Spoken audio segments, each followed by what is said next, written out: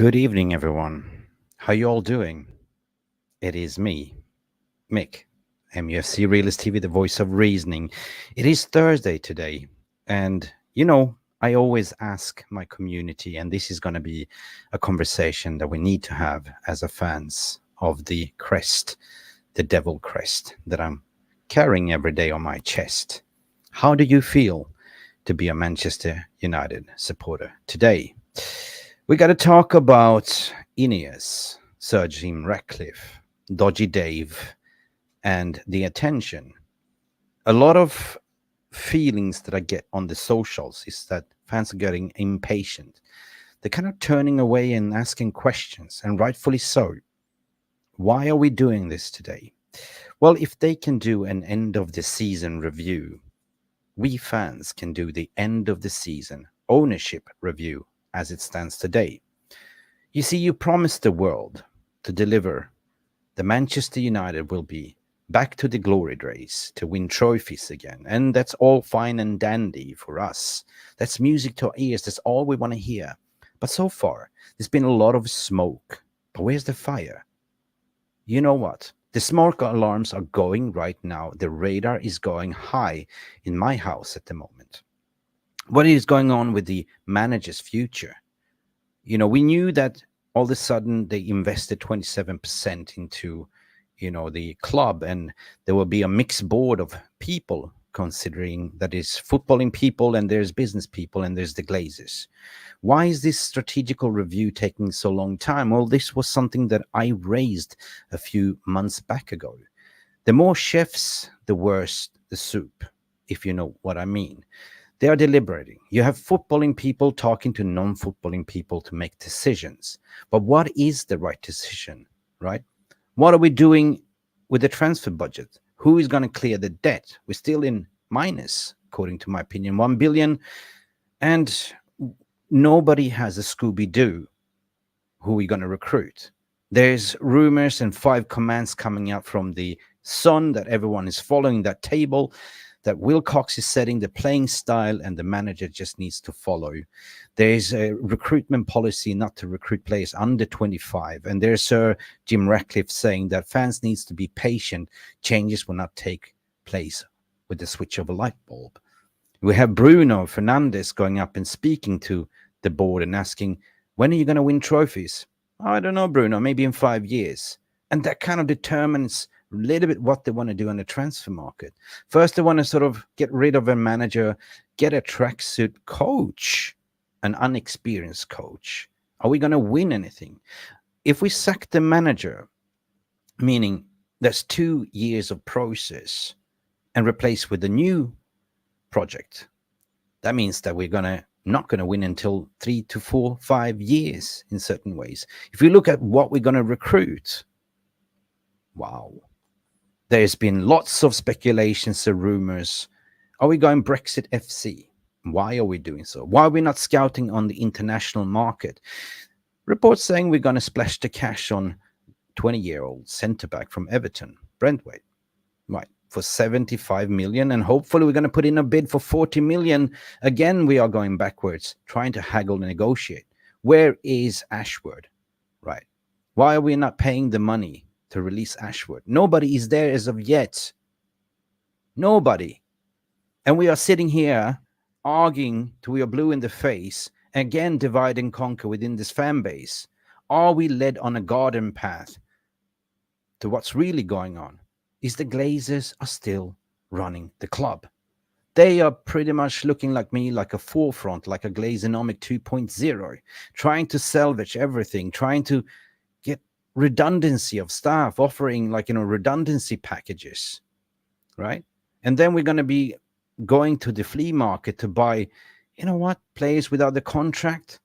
What is this? Is this Manchester United? Is this the club? Is this what they promised? I think it's time to have this conversation as a fan forum. No contents, no agendas, just a proper conversation. I'm sick and tired of this because my smoke bells are sounding at the moment. There's been a lot of smoke, a lot of promises, good and dandy to have a proper footballing operation structure, but where are we heading? You can summarize everything that Sir Jim Ratcliffe has been saying and you can sort of kind of get a little feeling where this club is heading towards, right? Managers, they're still deliberating, right? You have footballing people backing Ten Hag to say, listen, we know football. Ten Hag is the guy. We have Wilcox, we have Berrada, we have even Jean-Claude Blanc that understands football arguing in that meeting against the Glazers and Dodgy Dave. That is a cycling expert and somebody that it looks like on percentage wins and how we can save money and how we can improve in performances, recommending certain things to Sir Jim, right? You can just look at the INEOS project. What have they done? Have they won anything? What have they accomplished? That is their experience. They've been sacking 5 different managers as well. So you just have to look what they've done at Nice and try to understand, can they be accomplished at United? I know it sounds sensational. I know I might not be worried, but we are here to sort of have that proper conversation, because if they can do end of the season review, so can we fans also assess the manager's review, the director's review. What is your intent? What is your manifesto? Show us. There's been no communication. You hanging us fans out to dry. And that is where we stand today. Nobody knows. A lot of tier 2 journalists are saying he's going to get sacked. A lot of tier 1 journalists, even Fabrizio Romano, don't have a Scooby-Doo what is going on, right? Who are we linked to? Why are we buying this player? Why are we buying Brentwaite for 60 million, 75 million? For that money, you can get 3 centre-backs, and we're going to tell you how exactly. Is Olise the one that will be our first signing according to media reports? Do we need a right winger, or do we actually need to strengthen that defense first? Build from the back, start in the middle with the engine, and then you look for the attack. Anyway, big up for everyone that's tuning in. We are back the way we used to be. We used to be Glazers out, but people have forgot the Glazers out movement had kind of died out and stopped a little bit. Why is it so? Because they appointed these thugs to be on front figure like a human shield to take all the heat. Have you heard people criticizing the Glazers movement lately? No, you haven't. So what it's going to be? 25%. Can you invest? The stadium needs fixing. Carrington needs fixing. We need to sell a lot of players. Are we going to accomplish everything in one summer? We are here to discuss. And of course, this is me. And I always bring in my trusted partner, Jarvis Cocker. Sit back and relax, and don't forget to smash that like button. If you are Glazers out, I'm starting to get a little bit of an INEOS vibe. Welcome to MUFC Realist TV Twilight Zone. There is nothing wrong with your television set. Do not attempt to adjust the picture. We are controlling transmission. If we wish to make it louder, we will bring up the volume. If we wish to make it softer, we will tune it to a whisper. We will control the horizontal. We will control the vertical. We can roll the image, make it flutter. We can change the focus to a soft blur, or sharply to crystal clarity. For the next hour, sit quietly and we will control all that you see and hear. We repeat, there is nothing wrong with your television set. You are about to participate in a great adventure. You are about to experience the awe and mystery which reaches from the inner mind to...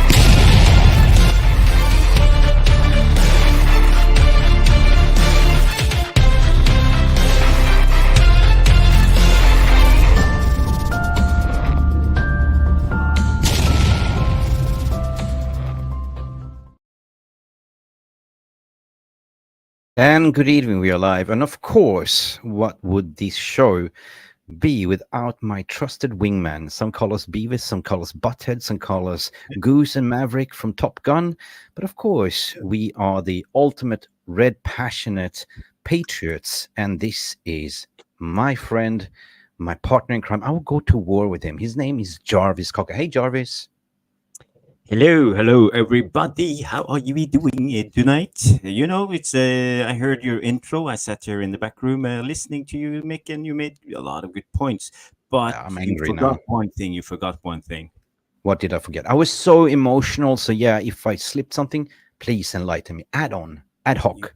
you forgot the greatest community in the world, the Which VAR is, room. yes, of Going course, in, it's the VR room. Let's see comments what after they are comments. doing. They are Let's say loading hi up. to everybody because I have Wow. missed those guys. I haven't seen them in a long time. Yeah, I So even see Gaming Sims came in here almost first as well. Big up Gaming Sims. How you gaming. doing? Yeah, we know Gaming Sims as well from our friend's channel. You know what? Gaming Sims. What you saying? A like and smash for you, Mick and Jarvis. And we Mm, know Gaming good. Sims from Flying Pig United as well. So big up Gaming Sims to you as well. Who else do we have here? Lilith United, as per usual, first in this chat. Always first. We have Jolly Malmin as well. Who else do we have here? Boxing Straits. Jarvis Cocker is also in the house, according to in the chat. Yeah, but he's sitting here. We have Hilverm Mason. Thanks to you as well, brother. Who else do we have here? Jamie Wayne, Jolly Malmin. Lots of legends in the house. I'm just scrolling through the chat. Um, yeah, listen. I see a Big up new name all. here I haven't seen in a long time. Anthony Onkonkwo. Big Oh up. yeah, Big up. Of Big up. course, John Johnson is here as well, and Danny B. There's so many people in here. Ian Yeah, Mr. McDonald. Jack. Mr. Jack is in the house. I saw Yeah, Jack at Hoff. United Stand 10 minutes Hoff. ago. You did. You made Beth say his name over and over again in the comments. He trolled her. And she didn't Yeah, even, she just said Jack off, blah, blah, blah, blah, and again and again. yeah. So, Origami as well. Big up to you as well, Mick. What you saying? Jack Hoff. Jesus, I said the name again. I got Organized Chaos as well. Big up to you, Organized Chaos. Haven't seen you for a long time. Shay Arsenal, we have an Arsenal fan here as well. 100%, guys. Let's kick on the show, shall we? Let's have a debate. And of course, we Thomas in cannot the miss out house. Thomas in the house. Daniel Hutchison, Stephanie Danny Griffith. B.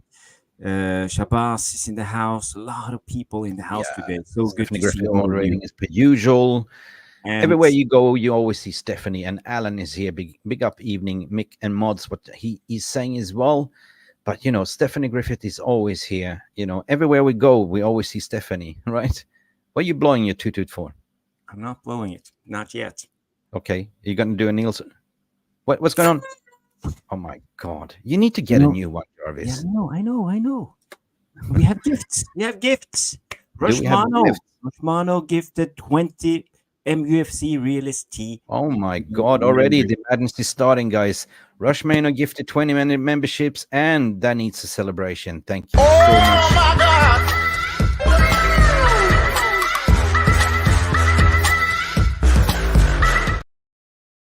Yeah, we got to start. I want to do the we're not worthy. We're not worthy.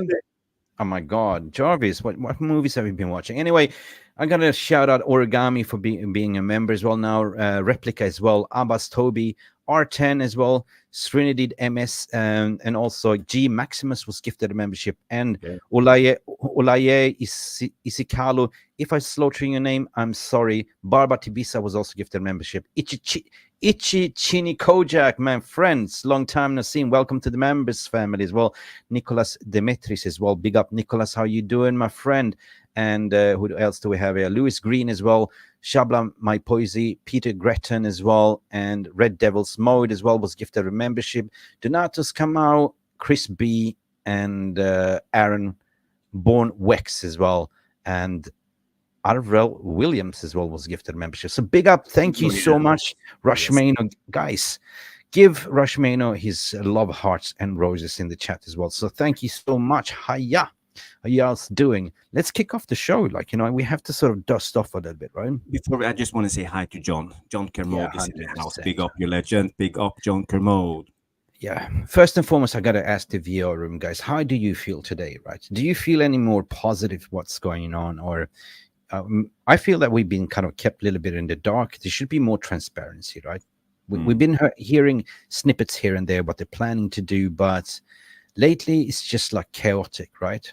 What do you feel, Jarvis? Yes, but the Ten Hag thing needs to be resolved sooner than later. Because it depends on the transfer window. He needs to pick his three choices for Ineos to chase. We need to start going. It's not that many weeks until the transfer window starts. I think it's true. the 16th of June, and now we just need to get going and get our transfers, because we are looking forward to next season. We want to compete again. We want to be the Man Yeah, United from old. Yeah, and that's the thing. yeah. But And we that's what can't we're live here in for. limbo. We can't live in limbo just waiting who's going to be the next manager. No, We no. I got to mean, take it seriously.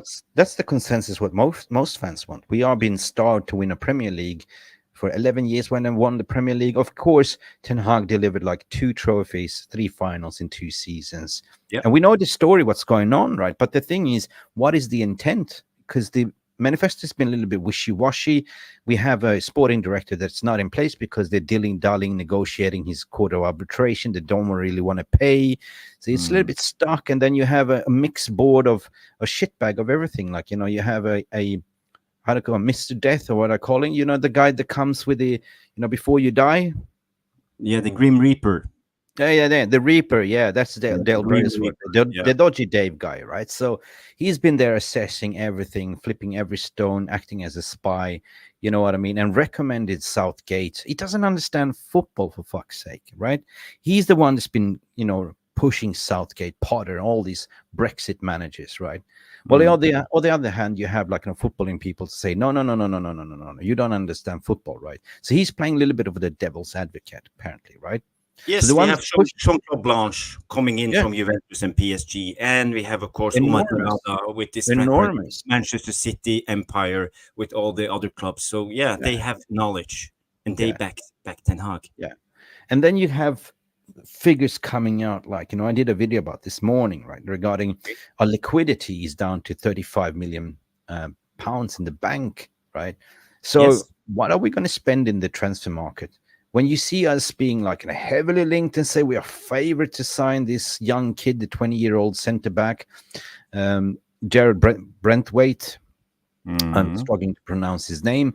It doesn't fucking make sense to pay 75 million for one player, right? For 20-year-old, because he's British, right? It doesn't matter, because if you're talking about to fill the homegrown talent quota, we already filled it with all the youngsters that's coming up from the academy up to the first team. You already filled it, so you don't need to, right? Mhm. And for 75 million, right? Apparently, they're Yeah. going to put in a bid to test the water on 45 because they're exploiting that Everton needs money, right? But they will never accept that. Why would they sell it for 45 when they can then sell to other clubs, right? So for Mm. 75 million, Jarvis, I'm arguing to the point. For 75 million, you can get one free, which is toss-in, right? That's free. Yeah. You can Okay. get a Todibo or Lenny Euro for what? 40 million, right? 40. Mhm. That's two center backs for 40 million. Plus, then you can go and add a third center back, and you will reach that figure on 75 million. So it feels like they haven't learned anything from the Harry Maguire story. Like, when we overpaid for Harry Maguire. Yeah. Yeah. This pisses me off, right? Really. If you're Well, going that at the route. end of the day, Mick, it comes down to quality, not quantity. So it depends how they see it. If they rate Brentford as high as like the next Franco Baresi, I don't know how they rate him, but they have to have done their due diligence scouting and the know-how about what type of player he is and what's his potential. So if they believe his potential is that high, yeah, maybe he's worth 65. But at the But it's current just, at the current stage, we don't have the money. For me, I think now it's about building the squad, buildings block at the right order. We can't just right. start with the roof. We need to start with the foundation. Yeah. But the thing is, like, it hit me earlier today, after listening to a lot of fan channels, reading a lot of media reports, speaking to, a lot of my colleagues in the industry as well. It hit me actually. Is he taking this serious? Is he just treating like a vanity project, right? What the hell are you doing, man? We want to win, right? But we cannot win to go to the flea market. Certainly not. If you're building a team for the future, I understand, yeah, you get a 20-year-old center back, but we need experience. That's the thing, Mm. right? Mm. So what is the intention? Right? Because reports coming out, we're not going to recruit players under 25 million. We're not going to pay more than 60 million. What are you going to get at the end of the day? How long is that going to be taking us to the promised land? Because Yeah. one thing is that we are deprived. We want to win. This is standards we're talking about. This is not a Mm. toy, a billionaire's toy to say, oh, well, I don't need any money. Bullshit, you need money, right? Why didn't you invest 69% and make this glazes go away? Why did you take 25%? And we are Mm, stuck in this limbo at the mm. moment. So I think that we need to have this conversation to assess their current establishment, because we've been giving them a free pass at the moment, because they've been taking a lot of heat for the Glazers. Like, no, the Glazers out movement is totally like, the volume has gone down a bit. But I think it's time to sort of switch up the volume the way we used to. Yeah. The problem is we haven't done much when it comes to the negotiation team in the club. We still have Matt Hargreaves, who came Yes, in from where did he come Adidas. from? Adidas, yes, Yeah. Adidas. And we know from experience last window it took a long time. We ended up almost paying the asking price from the beginning with add-ons, because we just slapped on add-ons, 5 million add-ons, 10 million Mm, add-ons, and we mm. ended up with the same. So for me, I think we can't. Yeah, well, I don't think we will get our targets this season if you're going to continue at the same route. But I just, So what I we fear. have the choice is to pay up or don't get our targets and We, be and half-ass it. So how do you want to do it, Mick? what I want to do is what I always want to do: sell the players that we don't need, and don't keep players for sentiment, for values. But I Mm, do have a feeling that they are looking and assessing the current squad in this end of the season review. Who can we keep and save money on? Who can we then get rid of that will save us on the wage bill? That's why you see Casemiro is going. He's on 17 point something million. One of our best center backs, of course, it's Varane. They didn't want to renew his contract because it was earning 18.2 million. So they're mm, looking to slash down that wage bill, and look how we can optimize the existing squad. Remember, this is the optimization master 1% we're talking about, that's yeah. been running around and doing all these interviews. So the truth will come out there eventually. We will know in August, right? We will know it. But if you're then going to replace the manager with a younger coach, less experience, where are you going to be? You're going to fill the squad with youth. You need experience as well, right? Mm, So that mm. tells me we are not competing for another 5 years. Add that on to the tally. Yeah, that could be it, and I think 5 years is more realistic than 2 years in a way, because it's not just the players, the squad. We need to change everything. Needs to change the culture, the Yeah. stadium, the training facilities. Everything needs to change, and that will take time. But I I'm almost 100% sure that we will take more time if we sack Ten Hag. So for me, I will back this manager into his third season, let him play out his contract and see what will happen. And if he Yeah. succeeds, keep him for another 3-4 Yeah. years. Look, Footy Live, big up to you as well, mate. Oh, Rumors has it that Ratcliffe has given government and local council approval to build on local land owned by Old Trafford. However, INEOS are bidding for private property planned to build a fan zone. Fine. You're looking for government fundings basically to sponsor the build of stadium.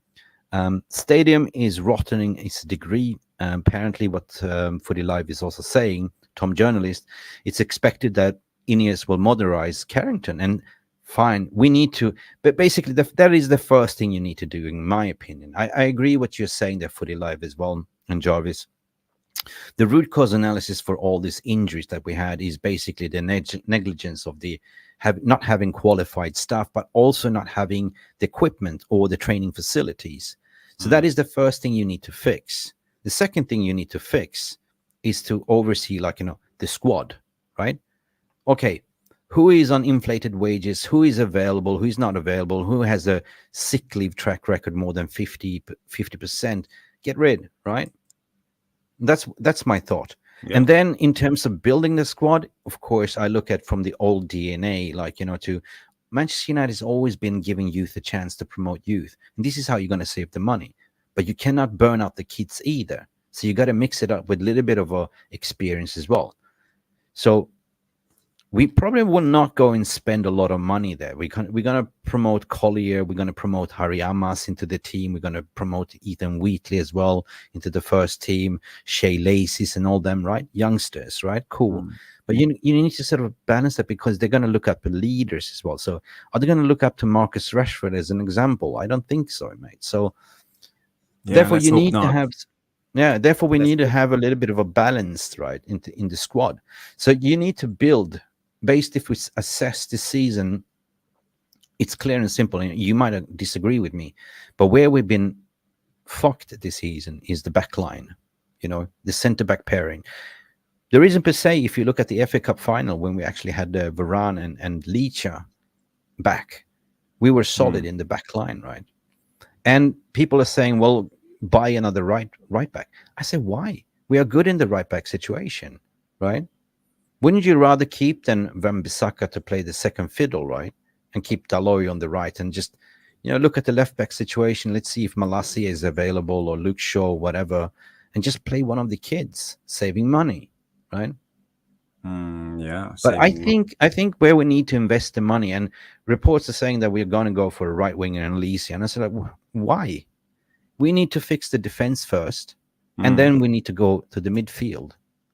Yeah, we Because need one striker. We need at least one yeah, midfielder and two and center then backs. one striker. That's Yeah, the main priority targets for yeah, me, and I think the club needs that. The problem is last season. Okay, everybody complains about injuries, but it didn't come from a clear blue sky. We had Maguire always been injury prone, or a lot of the time been injury prone. At least Varane's been injury prone all the time. Same with Luke Shaw, and Martinez came off a big injury after yeah, breaking a bone in his foot, the metatarsal bone, and suddenly we come in and expect all of them to just stay fit for a full season. That was never going to happen. So we didn't strengthen our squad in the right places in the first place. We should have done this in the summer. Why didn't we get to the Todibo last summer? That was one of the big But problems, and Todibo this has spoke been the today. shambles. This has been the Yeah, shambles with how the club has been run. So yeah, this 100%. summer we need to act, and we need to act and do it right this time. We have a chance now and do it right. Yeah, Stu, big up Stu as well. We saw you. I saw you earlier, Stu, today with Adam as well in the chat. So big up Yeah. to you, Stu, as well. Centre back, centre midfield, centre forward, left back. Yes, but do we really need a left back?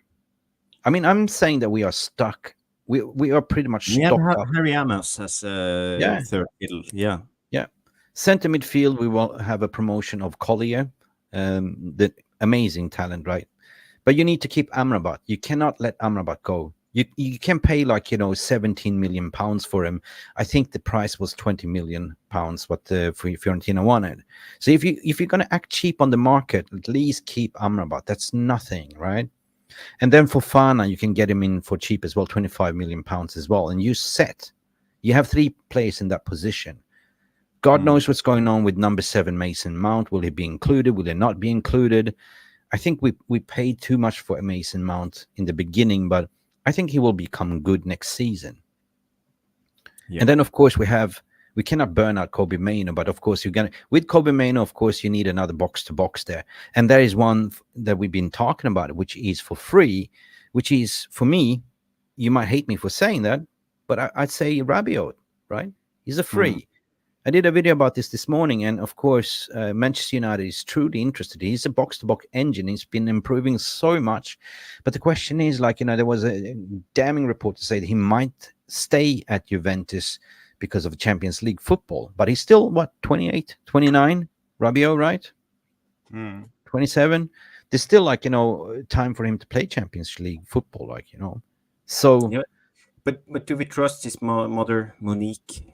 We have number 1 MILF hunter to deal with, Veronique. Okay. One of our community Yeah, members. I heard he's good at forget. That. He knows how to wine and dine. She can play striker. She's good on kicking balls.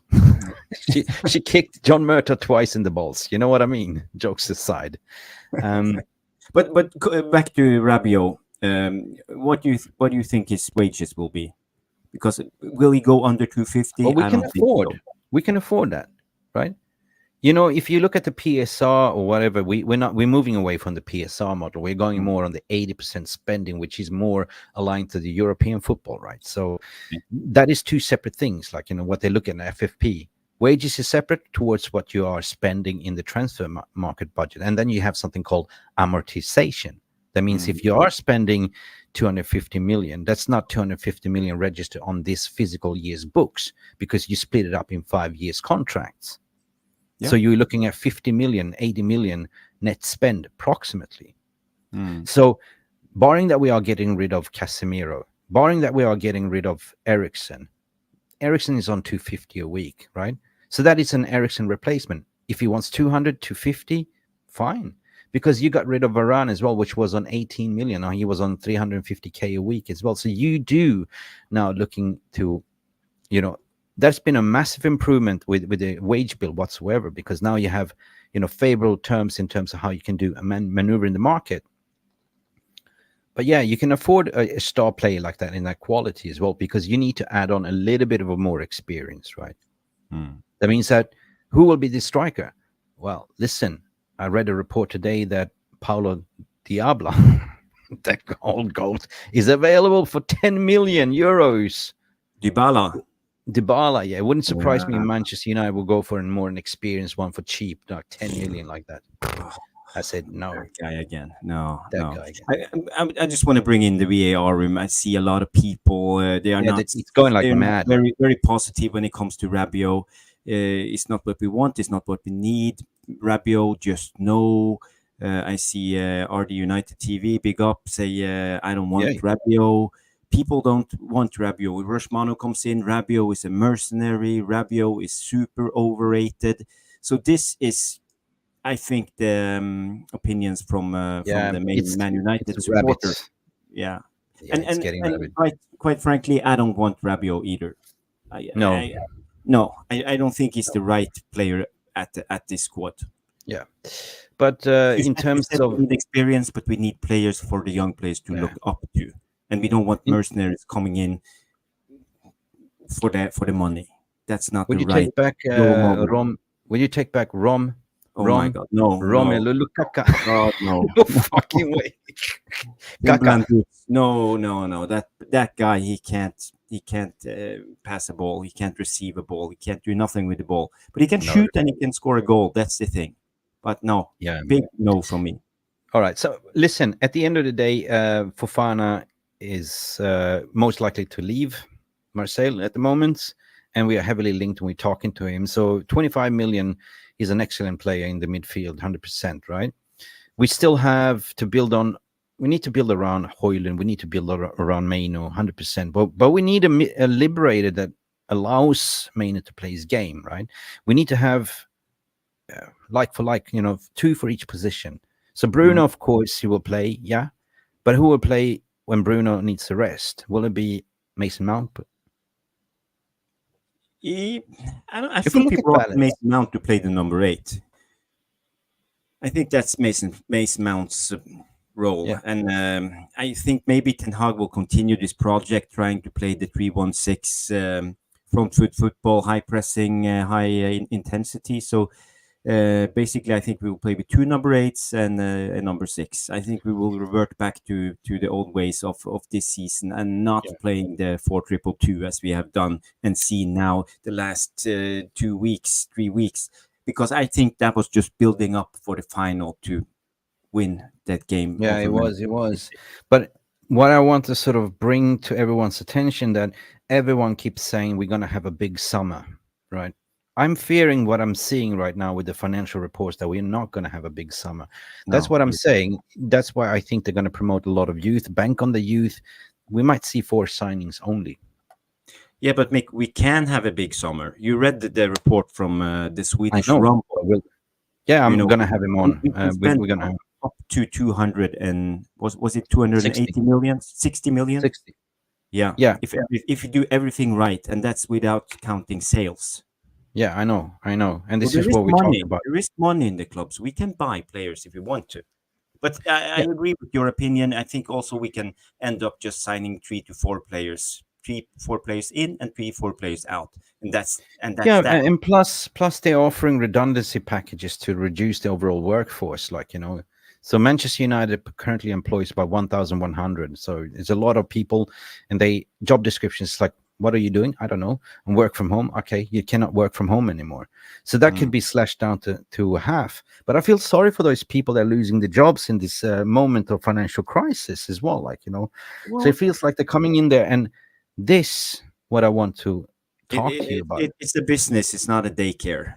You know, Yeah, it's just the way we have to be mm, ruthless, and this is one of the things when you're running a business, you have to be ruthless. yeah. Okay, Big up everything Daniel. is sorry for Yeah, people, but yeah, if you have is to do it, money you have how? to do it. You have to Yeah, cut wages. yeah, 100%. I just gonna bring what Daniel Hutchinson is saying here. Is money how spend it? It's how you spend your money. Big up. And listen, it got me thinking, which I want to share with you. I want to hear. I want to pick your brains because remember Ragnick, right? The famous open heart surgery statement. There was a report that they actually met with Ragnick when they took over. Remember that? They've been consulting with him and he's been giving his report. So I think that taking that in consideration, so I think that they put the scrubs on at the moment. They are taking the scalpel in their hand and they're starting to slash, right? Yeah. Everywhere, slash. The corporate spending, the lavish spending, no more like, free tickets to Wembley, like, and stuff like that, right? Mm. Knock down, like make a community, like open spaces for everyone to be together, no more division. So big plans, but it takes a lot of time. So I Mm. think that this is the proper open heart surgery happening at the moment, right? A bypass. Yeah. Well, Because you look around, it's not just they're assessing the players, they're assessing the staff, the coaching staff is going, like, Benny McCarthy is going, the set pieces coaching, they're changing mm, the lot, the training mm, facility. But there's a lot of money to be spent. So in order to spend that money, you need to save money. You run a business as well, so you know what balanced scorecard sheet is, right? In terms of you got to cut costs sometimes to make profit. mm, yeah.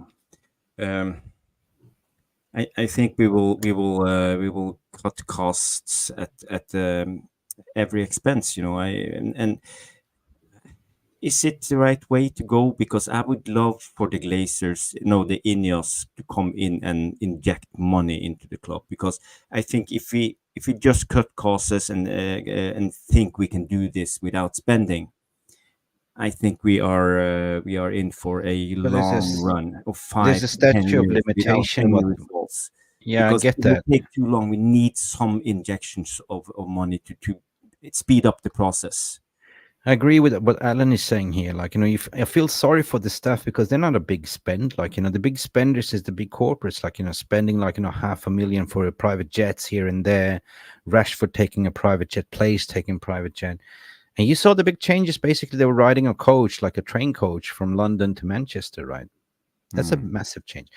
But for me, I just think it's sometimes it's wrong where to cut money is wrong, and you see that increase in the season ticket price holdings, stuff like that. So they basically looking to raise capital. And when mm, you say like, injecting money, I mean, there's certain things, the statute of limitation, what you can do as an investor. Let us remind you, they are not owners. Like, I think people been falling to sleep because if you look at media reports, Sky Sports and everyone, they say Manchester United's new owners. They're not new owners, they're investors. mm, 27%. The way you can do that, if you pump in your own money, is debt to equity, basically. You know what I mean? Okay, I pump in my own money, but in that way, I get more class B shares, more ownership. mm.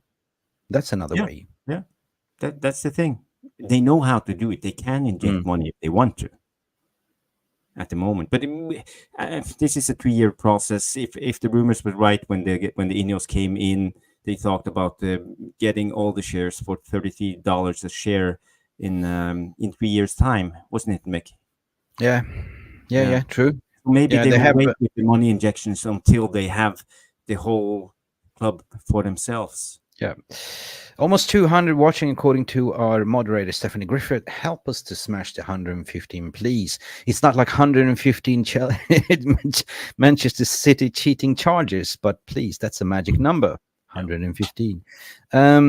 Yeah, man, I mean, crikey, it's not that we are negative. It's crikey that we do have a consumer watchdog report to do, like, because we fans have forgotten who's in charge, and basically we need to criticize. And I promise to you viewers that, I will get on board with this Ineos revolution, but I will keep my eye on what's Mm, going on, right? And right now, what I'm disappointed in is something that we've been deprived on, is clear-cut transparency communication Fine, they had meetings with the the supporters trust and all that stuff. But we majority, some people call us E-Reds because we cannot go to the matches and stuff like that. We comprise over 200, 500, million people, right? And we are the paying customers, Jim, right? Mm. So fan sentiment do matter. You should listen, right? And that's why I'm saying, like, Rome wasn't built in one day, but at least be transparent what the hell is going on, right?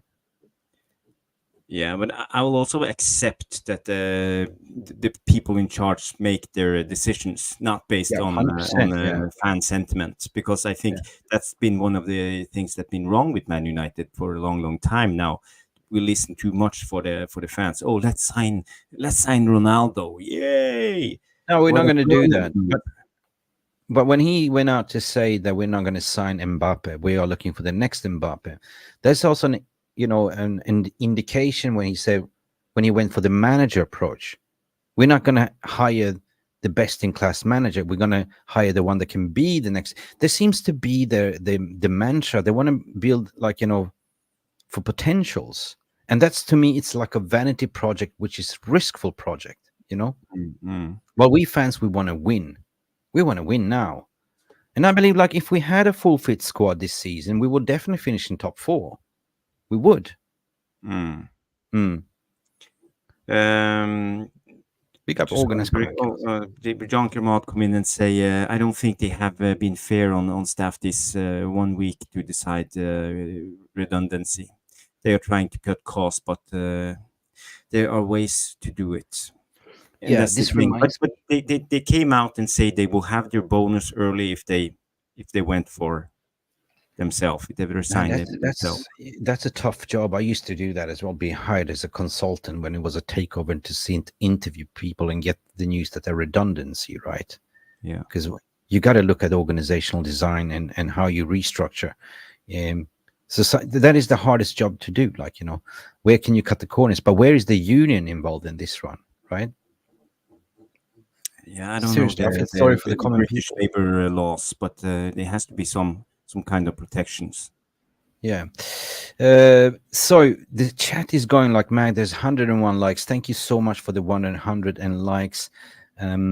Yes, Where is the 100 questions? If you likes. do have any questions, guys, pop it in and we will do a Q&A session. Mick, I have more to present if you're okay with that. If he's done Yeah. with this part, Romano just sent me an email. Yes. With some news. I just want to Oh, bring it. let's go. Let's go. I just want to say hi to Organized Chaos. She had a question which disappeared, but I'll get back to you as well. Yeah, anyway, let's go. Let's go with the news, Jarvis. Yeah, this came out now today with Anthony. Anthony explained the season, and do you want to read it out, or should I do it? Yeah, of course, of course. You don't have you're an old man. You have your Yeah. reading glasses on, so yeah, I recommend you to go to Turkey and get laser surgery. So good. Yeah. People come there with purple hair, purple scalps because they've been doing hair transplant. This is a new teeth. plastic. And new teeth at all. Okay, but this comes from Anthony, apparently, our beloved Anthony dos Santos, 2 minutes ago, apparently. And thank you, Rushman, for providing us with this information. 2023-24 was a very difficult season for many reasons, but I suffer quietly. I took this period to reflect and seek self-knowledge. Today, at the end of another season, I can say that after everything I've been through, I feel much stronger and ready for the challenges. Football gave me everything I have. Thanks to it, I was able to help my family, change my life, and open up a range of opportunities.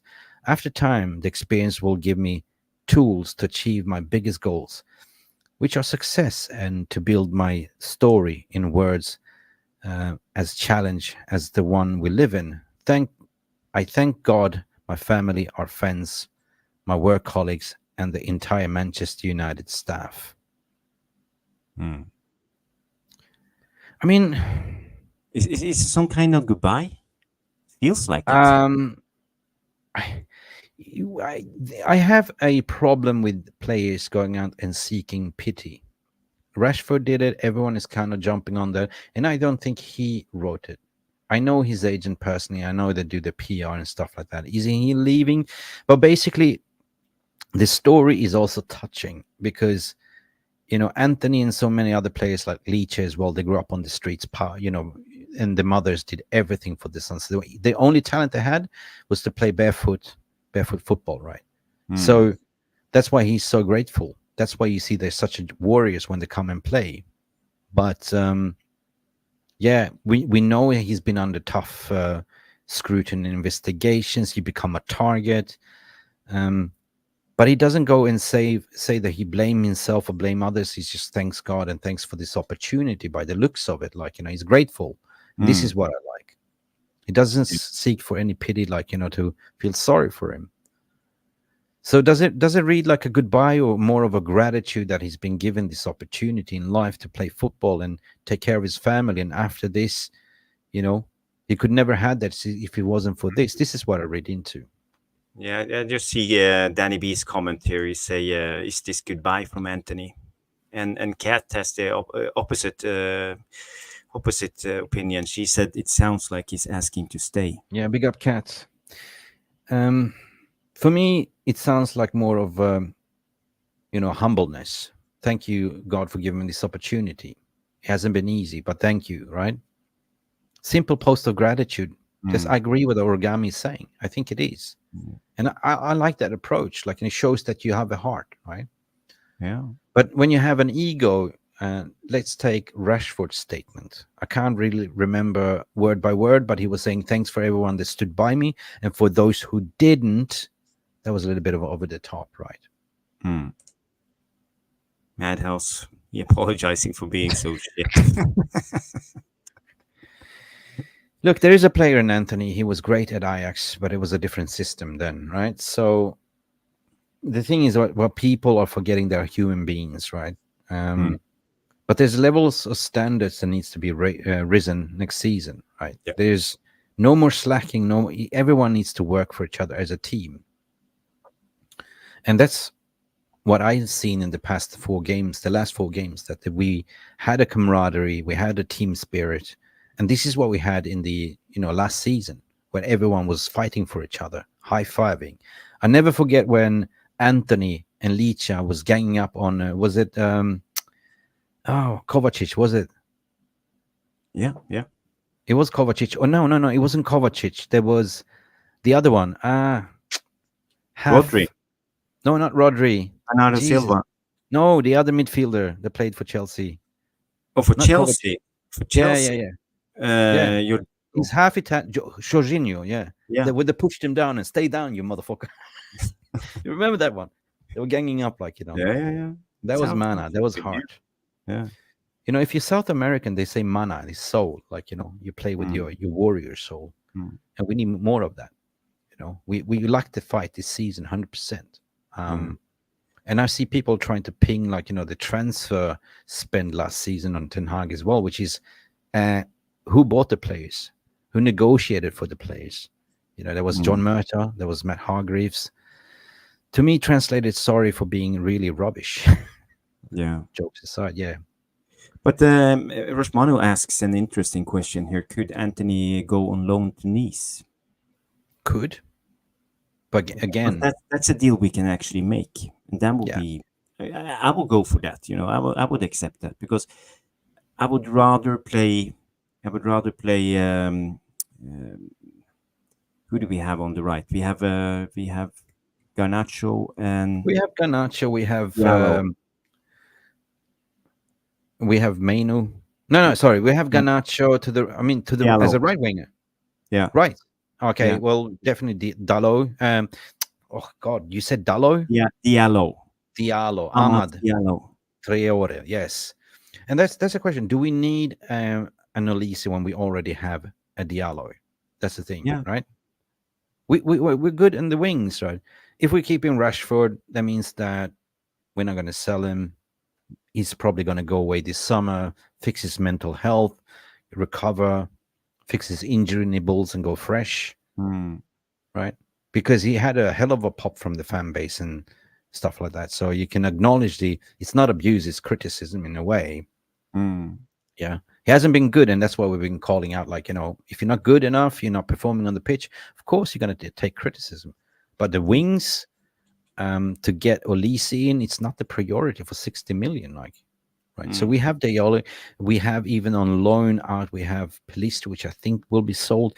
You have also Hannibal. There's a lot of players that needs to be sorted Mm. out. We have Mm. Greenwood, which needs to be Yeah. told, and then they make a lot of decisions, right? Because a lot of people say, well, if he comes back to England, people are going to slaughter him. Yeah, XYZ. But I've always been innocent until proven guilty in the court of law. And I look at him from a playing ability, what the actually team needs, right? So for me, I wouldn't say no. Like, I can see past this if they do the proper thing. If they sit down and actually do an interview or actually present what's really going on, right? Mm. We can't unsee what we've seen. We can't unheard the 13 seconds of clip what we heard. But there's more to it, which the club holds, Yeah. what the investigation holds. So Ahmad for me is a baller. Yeah. And the thing is regarding Greenwood as well, he has to come back for preseason training because his loan is finished. We need to figure that Greenwood thing out. Yeah. Personally, I think we will be better off just selling him as soon as possible, just for the peace in the club. Because we just need the stable ship at the moment. We don't Yeah. need this extra noise. But it's a whole different Oh, discussion, and I don't want to go into that no, Greenwood I don't thing. want to go into the in our Yeah. guys. We do have a Telegram members chat. Like you can join. Anytime. It's like the VR room, and it was 30 minutes discussion about Greenwood, and I said, guys, one thing that everyone keeps forgetting is what does Greenwood want, right? You just became a father with a woman that allegedly you've been abusing or whatever. That stuff, it's weird, but the question is, what do you want, Mason? Mm. Yeah, Mm. where do you want to go? You're a father right now. You will protect your family. Everyone that has kids, you will protect your daughter, you protect your wife. Mm. Is it a good environment for you to return back to England and play in the Premier League? Or will you stay away from it and play in the continent? Mm. I think the club was kind of banking that the noise will die down and eventually, like, oh, he's an asset. He's one of our best finisher. Oh wow, you know what I mean? And they can trigger another year extension and still make money out of it, or they will sell him. Yeah. Yeah, it's a good point. It's a good point. What does Good Greenwood balance. want? And he has a family. He needs to protect and think of them. The family comes first. It's just the way it is. So Always. yeah, I think you have a good point. And yeah, I think Greenwood will just stay in the continent. I Hmm. don't think you want to come home. I don't think I so. just want to see NXT comes in and say if Yes. Mbappe goes to Madrid, Real Madrid, I'd go all in for Rodrigo. No. No, No. you don't want him or you don't rate him. I think it's time for the end of the Galacticos. Let Real Madrid be the Galactico club. Like they are the only ones that are now just going for Galacticos PR brands. Like you see that PSG is kind of moving away from it. We had our fair shares of these big star players. The reason why I'm saying no, because I want balance in the team, right? It's Mm. no more individual brilliance. I want a togetherness, a fighting spirit. Attack as a team, defend as a team, and back each other, right? And that is the challenge. Like you need to build. So to get in a Rodrigo, perhaps I don't know. Is it the right fit? What is the salary? He's still But, young, it yeah, but depends. from a player ability, yes, yes, Mm. yes, yeah. From the player ability. That's the thing. But Origami comes in and say, oh, so many chats. Rodrigo is not leaving Madrid. Well, it depends. It They all have depends. to. If they're getting Mbappe, something's got to give. Mbappe plays where Vinny Junior plays in his position. That's going to Mm. be interesting to see how they go. Somebody has to go, right? Mm. But on the other hand, they can spend about 700 million euros on transfer this season. So it's weird one, right? Mm. Yeah. It reminds me of that old The Clash song. Should I stay or should I go? But what's going to be interesting, guys, if you stop and think about the 2024-25 campaign in terms of if you keep the manager, if you don't rip out the tree and start over the process, you're going to have a set advantage. Why? Because now Liverpool's getting a new manager, which is going to slot in right fine. Slot. Then Chelsea's going for a new manager as well. We're talking about Enzo, right? Maresca. Mm. That's another one. They're not going to be able to compete. The ones to look after for this season is the one that already have something going, which is Aston Villa, 100%. I would say that look after for Spurs, Arsenal, and City will still be City, right? Mm. But if we then join the others as well to change the managers, we're not going to be even finishing in top four, right? And for revenue's sake, we Yeah. need to finish top four. Yeah, we need to finish top four, but in a way, I'm a little bit done by chasing top four. I want us to take Win. one step back and then gain some momentum and then take two steps forward. I want us to compete. I want And us to win the I Premier don't think we League. can do it but by rushing it. We just need to take it step by step and do the right thing in the process. Now, This is maybe they're thinking like this. They know that the City days will be over soon with the 115 charges. They know that Pep Guardiola is going to leave, right? So the mm, time will come eventually, right? But what I'm worried about is Arsenal taking over the glory, like in the fifth year of Mikel Arteta, going to strengthen, and they're most mm, likely going to win the league next season, right? What I'm worrying about is Aston Villa is now also heavily investing because they make Champions League, and Unai Emery is a brilliant coach, yeah, 100%. he And we've is. seen glimpses of Spurs. So Spurs has always been Spursy, like they still don't have the right structure in place. And Chelsea, what the hell is Todd Bowley doing? They will never reach the promised land. And the flop signings they're looking to get rid of most likely is to look like, why did we pay for Enzo Fernandez over 100 million? Why Mm, did we pay for over 100 million for what's his name, Caicedo and stuff like that? They've been flopping, right? And mm, another one is Mudrich, the Mick, phew, yeah, you know, which Modric. is Yeah. Modric, yeah, which is the Dan James Jr., right? In a way. Mm. So they paid a lot of money for that, and they keep investing in the young team squad. They just recently bought this young Brazilian 15-year-old that they cannot register until next season in January 2025 or Mm. something like that. Yeah. So they're doing mad things. But Mick, you have been a big fan of this of Sesko. I Yes, heard he was linked to who was it? Was it West Arsenal, Ham, Arsenal, Arsenal and Chelsea. Arsenal and Yeah. Chelsea? Yeah. Let- So let- apparently Sesko is not coming. He's off the table now, and we if you need a believe the striker. We reports, know we need a striker. if you believe the reports, here's Yeah. what's going on, right? So if you And can this is choose why I don't one like. striker who's not Sesko, who would it be? Oh, I have one person, but let me just explain first regarding Okay. Sesko, and then I will come to my preferred choice striker. It's clear and obvious, right? So Sesko, obviously, they see the demand. There's supply and demand on the striker market.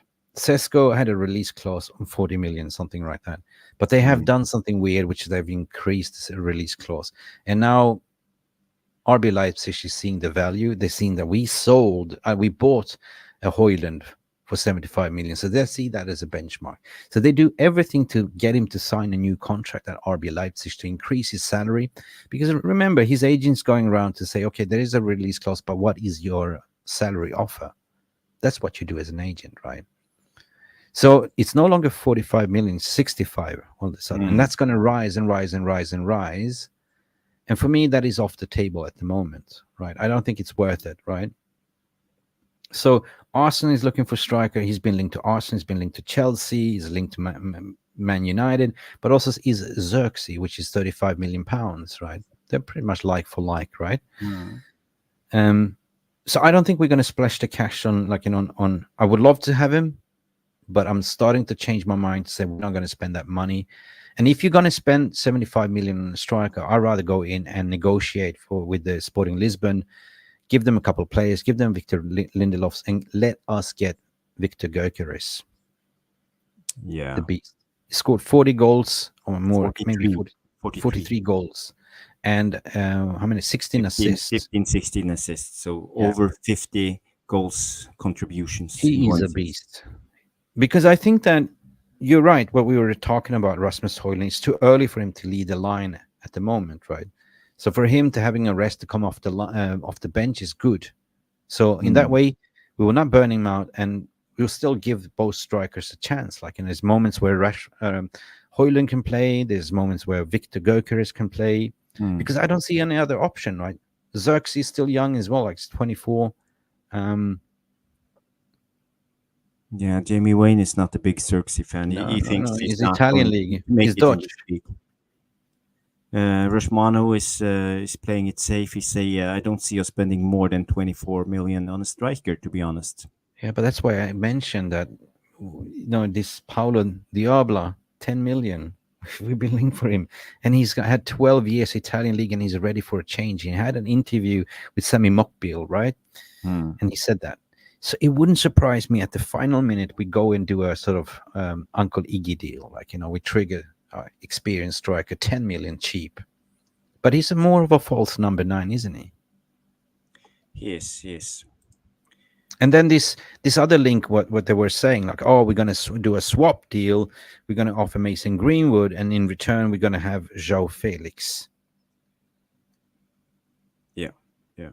João Felix tried at Chelsea, didn't work. We were linked to him as a loan. Yeah, I heard João Felix today was linked again. But Yeah. it's too much of a wages on João Felix, isn't it? Yeah. But the way you can assess this is to see the personal mentality and the physicality. Can they make it in the Premier League, right? I back Portuguese players because Portuguese players has some magical adaptability when they come over to Premier League. Everyone has seemed to be successful, We look at Silva, we look at Bruno Fernandes. Bruno Fernandes hit the ground running from day one. You know what I mean? I'm tired of these project investments. They're hoping that will become good in 2 years, and if they flop, right? So that's money wasted. So we need to also think about players that can come in ready to hit the ground running, So yes, I agree to the sentiment that you can sort of invest in a younger striker, but at the same time we need a goal scorer. But in order to have a goal scorer, we need to fix the midfield first and the wings that can cross in the ball, because we've been lacking goals. Well, we need a striker, that's for sure. We can't trust just Højlund and Ethan Wheatley to lead the lines for a whole season with Europa League. We have the tournament, not the World Cup, but the European Cup this summer. Maybe I should start a poll. I should do a poll, guys. Which is the first position you should focus on to bring in first, right? Should I do that? Because I have my opinion then. Okay. I will end this poll, and thank you for everyone that smashed the like. I will end this poll. 79% said we smashed the like, and the remaining said I forgot, but I did it. Maybe I should start a poll, and how should I formulate it in a way that? Yeah, I know what to say. I'm going to start a poll. What's your priority targets? In the meantime, just entertain the VR room while I'm typing. Yeah, I can sing. Yeah, you could. Take on me. Yeah, I can speak a little bit about the Europa League next season. Now the seedings, the pots for next season has come out. First seeding is ManUnited, Roma, Porto, Eintracht Frankfurt, Spurs, Lazio, and Real Sociedad. So those are the biggest teams in the Europa League this season. And if you count in, I don't know the new setup from the Champions League, if there will be Champions League team dropping into the tournament around Christmas time or not. But if this is our opposition, I think we are a huge favorite when it comes to Europa League next season. We have also Olympiacos, Lyon, Atletico Bilbao, Hoffenheim, and Nice. So we should be a big favorite going into this tournament. So my question is, should we go for winning the Europa League and qualify through Champions League that way? Or should we just let it go, let it slide, and play the youth? What is the opinion of the VAR room? I would go for win, 100%, because a win guarantees you to get into Champions League. You know what I mean?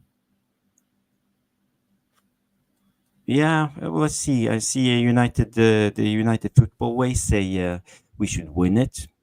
And the Routinator comes in and correct me. I say it's no Champions League dropping into the Europa League this season. So that What? Okay. So no. Oh Champions yeah. So then League okay. So League. So basically, the ones that are falling out from the Champions League do not get the chance to play Europa League. That's fair. Yeah. So okay. now I posted in the chat. These are the teams: United, Porto, Eintracht Frankfurt, Spurs, Lazio, Real Sociedad, Olympiacos, Lyon, Atletico Bilbao, Hoffenheim, and Nice. Yeah, So I would say we are better than all of those teams, and we should actually go for a win in the Europa League and try to yeah, qualify. And it's almost like it's easier to do that than being top four in the Premier League this season, because I think yeah. it will be a very small opportunity of a window to come into that bracket, because we haven't been stable. We came in eighth this season, and I'm not sure if we are not able to straighten our ship and be as good as we were We two years see. ago. Regarding that, people, I just created a poll. Please get your votes in the poll. The more, the merrier. Listen, if we're going to talk about the Europa League and we're going to talk about the deadline into Monday for, Sir Jim Ratcliffe to respond, I got one thing to say. I don't think it's going to be a problem because Manchester United generates a lot of views, right? Mm. They're going to allow it, I think. And the other thing is when they talk about co-ownership, and the thing is that I think they did it very smart because they knew about this. So therefore, people forget it's not INEOS that are the investor. It's Trawlers Limited, which is Sir Jim Ratcliffe's personal fund, right? So who owns Nice is INEOS Sports. Who owns Manchester United 27% is Trawlers Limited. Yeah. Trawlers. Who sits there on the board? It's not the same people that sits with the Nice board. So there's no conflict of interest. It's very simple, right? But it would be weird if they say no to Manchester United because Manchester United generates more views and TV. So they're probably going to go, yeah, fine. But Yeah. if it's so, because the rules say if it's even City is facing the same issue with Girona as well. Yeah, and we also have RB Leipzig and Red Bull Salzburg, and that was no problem. They have played There's in no the same problem, yeah. tournament before, so the precedence for this rule is already done. I think it will be no problem. But Yeah. this is not my table. You know more about this than me, Mick. So Yeah, big up. I'm just going to go back to the chat because I've been neglecting you. Guys, you started a poll.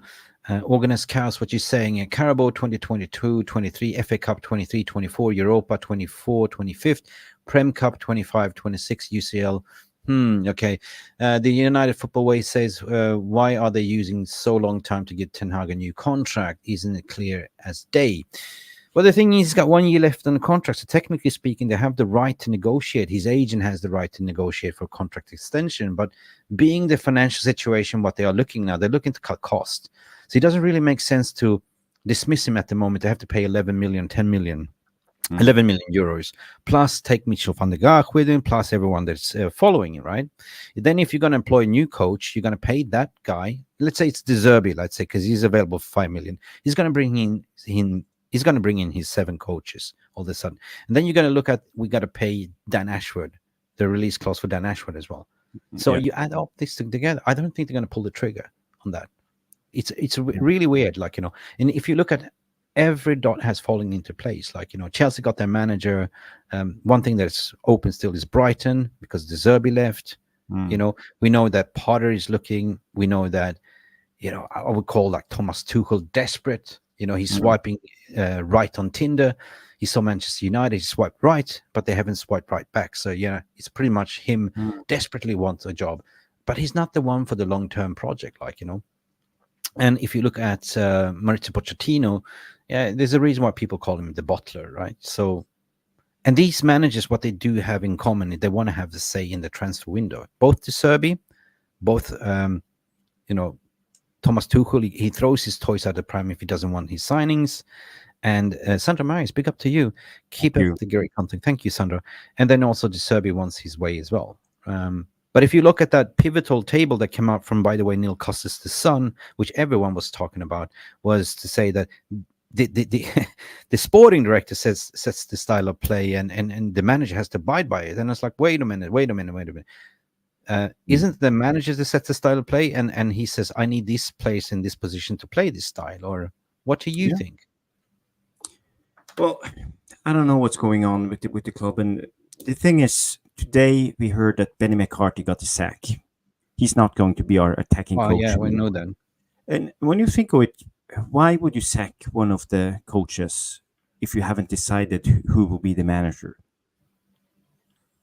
It's very strange, the Yeah. timing of it, when you think of it.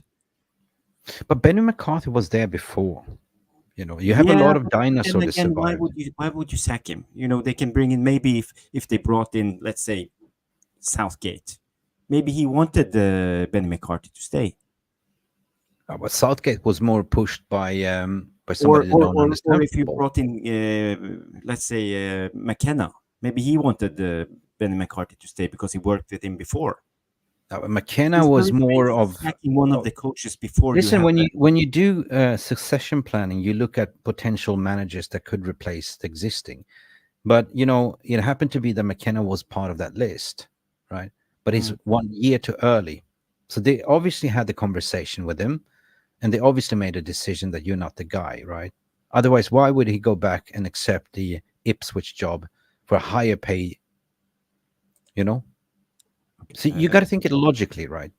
If he was still around, if they were still changing managers, he wouldn't accept the Ipswich contract, Mm. right? So who is available? De Serbi, not potentially could fit, but Potter, not fitting. Tuchel, not fitting. Pochettino, no way.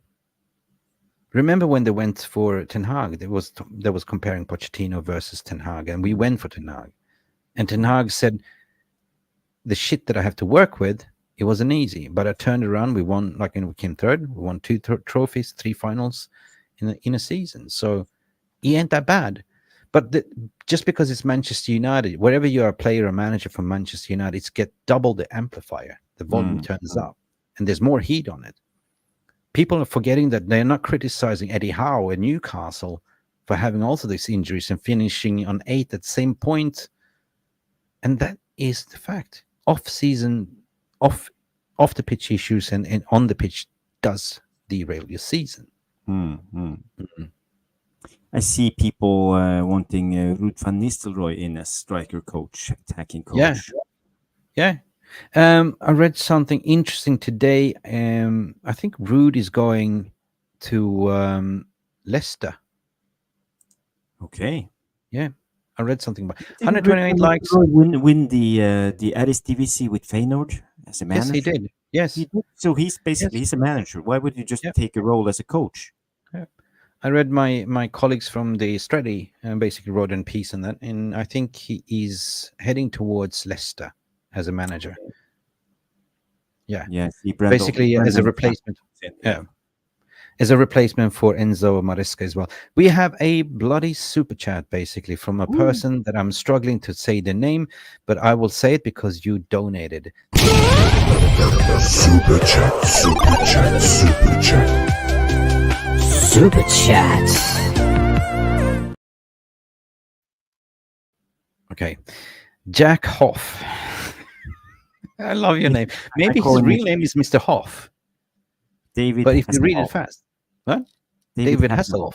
Yeah, David Hasselhoff. Well, and the picture is classic. Ineos moving like a snail in a bunny race. Yeah. You know that instantly, Jack Hoff reminds me of the Duracell bunny commercial. Turtle. Yeah, a turtle. Yeah, it's a turtle. Yeah, it's a turtle. Yeah, that reminds me of the Duracell commercial, the bunny and the hare. Remember that one? Mm-hmm. Where they were the turtle. Yeah. The turtle, yeah. The turtle. Yes. When the turtle was outsmarting, they have several people, and the bunny was running and running and running, and the turtle just keep changing. And at the end of the day, the turtle won. Slow and steady wins the race. Yeah. The turtle, for me, was also a symbol of Jadon Sancho last season as well. Remember that? He was afraid to stick out his head to get stuck in, and it was keeping in, crawling into his comfort zone, his shell. Tortoise. That is a tortoise and the hare. Yes. Cat, thank you for because it's a turtle that have flaps and the tortoise has feet, I think. Yeah, I think so. That's the difference. But yeah. We should call Kev. He knows. Yeah. Kev. Such a Kev. David Attenborough Kev. Anyway, I lost my train of thought. Jack Hoffer said I've been living in Holland since the age of 10, so he knows the Dutch mentality. One thing that people have been complaining they want to see more about Ten Hag is charisma. You know, Yeah. he should be more like, when he was joking with, Kino, right? The post-match interview. This is where came out the personality. But I want to sort of take an end of the season review to look at when Ten Hag first came in. He hardly spoke in English. Remember that? His first interviews. We were just like, what are you saying? Hey, hey, hey, hey. So he's improved his English communications because we've been covering this press conference ever since. So, but, the language barrier is one thing, like, and, you've been targeted by certain media and like that. Only ask shit questions, 100%. So I think this has been a lot of media-driven agenda. If we light a cigar, we take a step back a little bit, do a Joe Rogan, and just think, because there's a lot of sorry. tier twos, and there's a lot. There's just second guessing, and not even Fabrizio Romano can put his fingers on the pulse to tell you what's going on, and that is how tight-lit it is. I just want to say, when it comes to this charisma debate, when it comes to Ten Hag, Ten Hag shouldn't try to pretend to be charismatic. It's not Be himself. a stand-up comedian show. You just have to be himself. Basically, they can't all be Jurgen Klopp. Like the smiling big teeth, fantastic guy. But I just want him to be himself, and he needs to be honest, because I think people react when he speaks about games when we lose, and they say, yeah, he's happy with the performance and stuff like that. This is where I think Ten Hag fails in post-match interviews and stuff like that. He needs to be honest. You don't have to state your players, but at least be honest, because we are not fools. We see with our own eyes the game that's on TV. But he's very straightforward and honest. He doesn't lie, and that's the thing, right? What he's been saying, he's been straightforward, and basically say we are where we are, and the injuries, and this has been actually the fact, right? We are not a full fit squad, right? How can you play like, and win and finish top 4 when you don't have a full fit squad, right? When you don't have players, you look at the bench. I get the excuses, but I don't get when he say the performance was good when we lose, for example. Yeah, no, that was one thing. Yeah. On the camera, he probably defends the players, because that's what great managers do. That's what I used to do in the workforce as well when I was like, global director. I used to protect everyone, and I used to take on the heat. Right, that was my mantra. If you're gonna give somebody shit, give it to me, because I protect my kids, right? My staff. Yeah, and that's fair. That's fair. What is United Football Way saying? I've never been sure about Ten Hag as a manager for Manchester United since Sir Alex. He has it all and can handle anything. Great with youth as well, 100%. And he needs the support and quality of players. Yeah, you've never been so sure. And then here's the clue, right? Here's the clue. Just take a breather. What is the mantra of Manchester United? To bring up youth. What has been Ten Hag been doing? What did he say, after the FA Cup? We have so many great potentials. We are on the right track. And then you see him hugging Collier. He's bringing in like Bala. A lot of gems coming up. And this is the Manchester United way. Now imagine if you then have Klopp. No, not Klopp, but what's his name? TT, Thomas. Yeah. Out Tuchel. He will not give them a chance. Maurizio Pochettino tried to work with the Chelsea youth. That didn't work. They didn't respect him. They didn't get him click, right? Maybe De Zerbi can do it because of the crop of the players they gave him. But other than that, Ten Hag is spot on with youth. He did it at Ajax, in the Ajax Academy. He did. So that gives me a feeling that this is the way we are going. We're building a new team for the future, he said.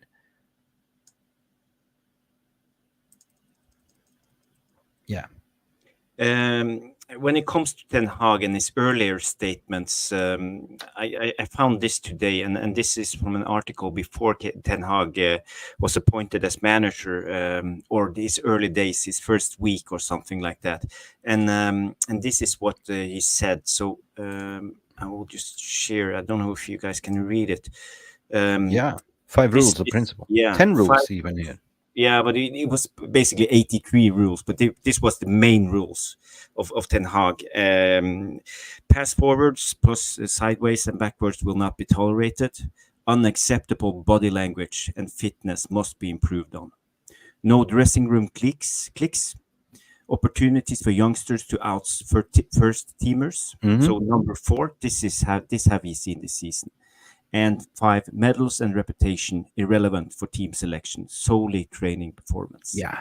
And then with that, we could see with Casemiro, he was dropped from the FA Cup final bench. Yeah. First 11. But he also said something interesting 1 week ago. He said also that, we haven't had players fighting for the positions based on these injuries, and that's why you had to pick who I had to pick, which is true, right? You need to foster a sort of a competition, right?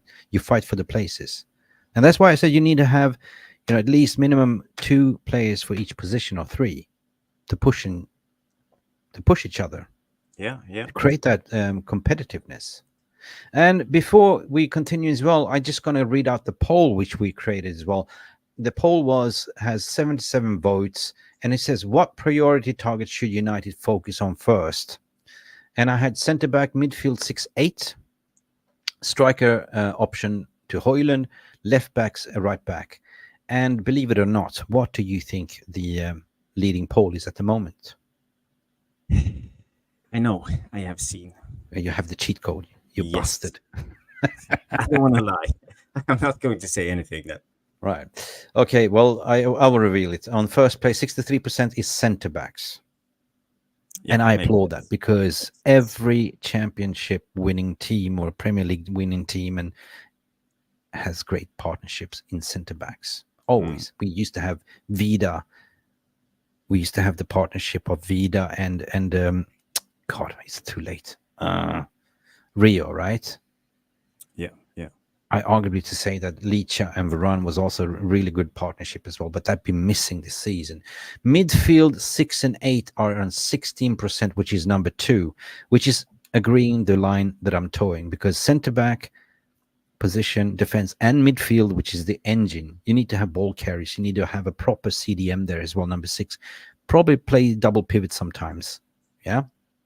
Striker to Højlund is number 3, which 15%. And last but not least, a lot of people saying left back, right back is not needed on 6%, Jarvis, which I agree on. Yeah. Why should we splash the cash on something that we have? Left back, right back, we should just go with what we have and Harry Amas on but left you back. even could you even well, it depends. If we can sell, for example, Wan-Bissaka, let's say we get 40 millions or 35. Yeah, we have an opening. But Wan-Bissaka, organized chaos saying centre back, 1 stick. Oh, is that Swedish? 1 stick. Yeah.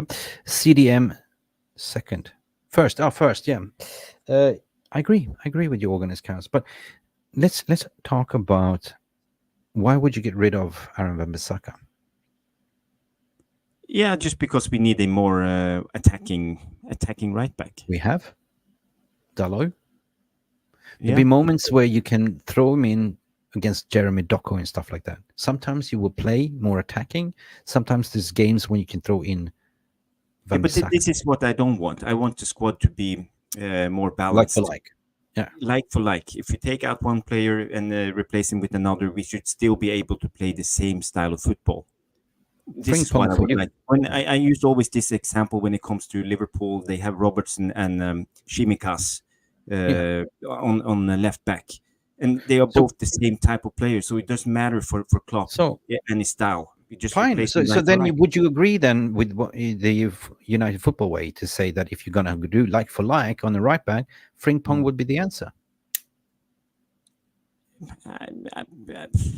Frimpong is now. I think More attacking. it's not the same. It's too attacking in a way. It's not. It's a wingback, not a fullback. So we need a more defensive and attacking. So I don't know who, but I rate this guy who plays for Fulham, Robertson. Is that the American guy? Yeah, you did. Anthony. Bevalt het en beetje in speak. That's Dutch. Wuchatuches. Origami, what you're saying here, Aaron Wan-Bissaka is a decision for the next window. For now, yeah, I kind of starting to toe your line there, Origami, as well, because maybe it's that for next window. You know, it's too much all of a sudden, right? For now, centre back, CDM, and backup striker is mandatory, and I kind of like that, right? Because we cannot do everything in one season. Simple as that. Keep the spider, was Duncan Bolito is saying, 100%. Like, I have nothing. I love, you know, he had a little bit of a dodgy season, but he's good. I like him. Offer something different. Because the way I want to play, Jarvis, this is how I envision, right? There'd be moments where you're playing like front foot football, like, you know, possession based, but there'd be moments where you have to defend as well. Like when you play a City or when you play, like, you need somebody that could actually be a great 1v1 defender, right? Dalot arguably is becoming one of the league's best right back, right? He will. Yeah. He's still young. Yeah, he's still young. He came in when 2017 under Jose. Went out on loan for AC Milan, done well. Everyone was doubting him, wanted to sell him, but look at the progression.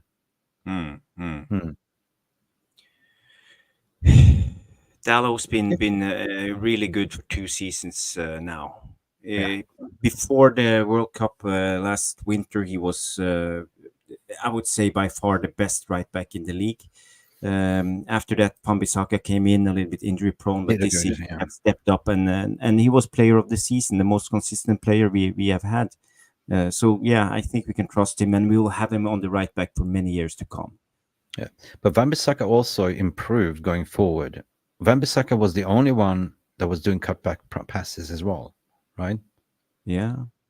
But in terms of, I think he's too limited. That's the thing. You know, he can do it, but I can't trust him to do it every time, and this is the problem with Wan-Bissaka.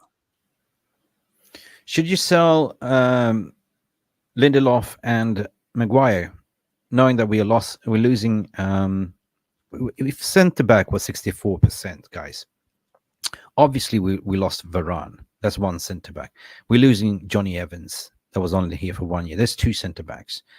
We need to fill that void, right? Brentway is not the answer. Like, you wouldn't splash the cash. What I'm saying here, to get rid of 3 centre backs, you need to fill. And to be box clever is to basically go for Todibo, get a toss in for free, and splash the cash on another centre back. But in order to do so, you need to get rid of players. And I don't think, like, going forward in the terms of playing style, the Maguire fits that system. He will only set us back. Yeah. You know what I mean? If you're going to play a high line, he doesn't fit. And I think he wants to play regular football as well, right? He wants to get into the England squad. He wants to play the Euros, the World Cup, play first team football. Do you think we will keep him just because it's hard to sell? Or do you think that... I mean, I'm just looking at from a footballing perspective, how we're going to play. Like, if we're going to play high line. Knock, knock, Mick. We have visitors. We do have a visitor. Yes. Yeah, unmute yourself, Mr. Visitor. We do have Tom Journalist in the house. Big up, Tom. Big up, Tom. How are we doing, gents? All right. Yeah, not too shabby. What a big surprise. How are you doing? Getting back to you, Tom. I didn't see your message during the show. No, you're fine, Jarvis. I was in the comments and everything earlier when I posted some stuff and that. So yeah. I had a bit of time in that. Are you still in Nice scouting? Are we still where, sorry? Are you still in France, in Nice? No. We're back in Sheffield now. No? You finished... I'm going out at the beginning of next week, though. So how was your date with Véronique Rabiot? I heard you were fine dining and trying to convince her to come. And then you spoke to Todibo. You're a sly agent, aren't you, Tom? Huh? Sly agent. I don't know about that. I want to tell them to smooth do operator. PR. I don't know what Todibo were doing. I think he's doing a PR expedition for Ratcliffe. Stick a camera in front of the guy's face and say, talk but about our project at Nice. Yeah. But So Tom, you've been listening to our conversation. First and Mhm. foremost, we're talking about the INEOS revolution. Trust is hard earned, right? The proof will be in the pudding. Yeah. Do you see any convincing signs that we are going towards the right direction with cutting costs? Do you seriously think we're going to spend big in the summer, or do you see what I see, that we will go for in the flea market, basically? I think the stereotype of Galactico sort of 70, 80 million pound players is gone. I don't think that's going to be Ineos's approach going forward. I think, especially when they bring in the sort of credible people like Dan Ashworth and Jason Wilcox, and bringing all these different people in who specialise in recruitment, player development, talent That's good. ID. I agree.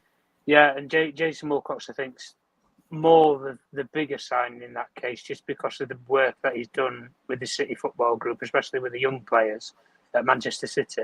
So many of those young players that were in that City Academy now are in Europe's top 5 leagues, or they're playing for Manchester City.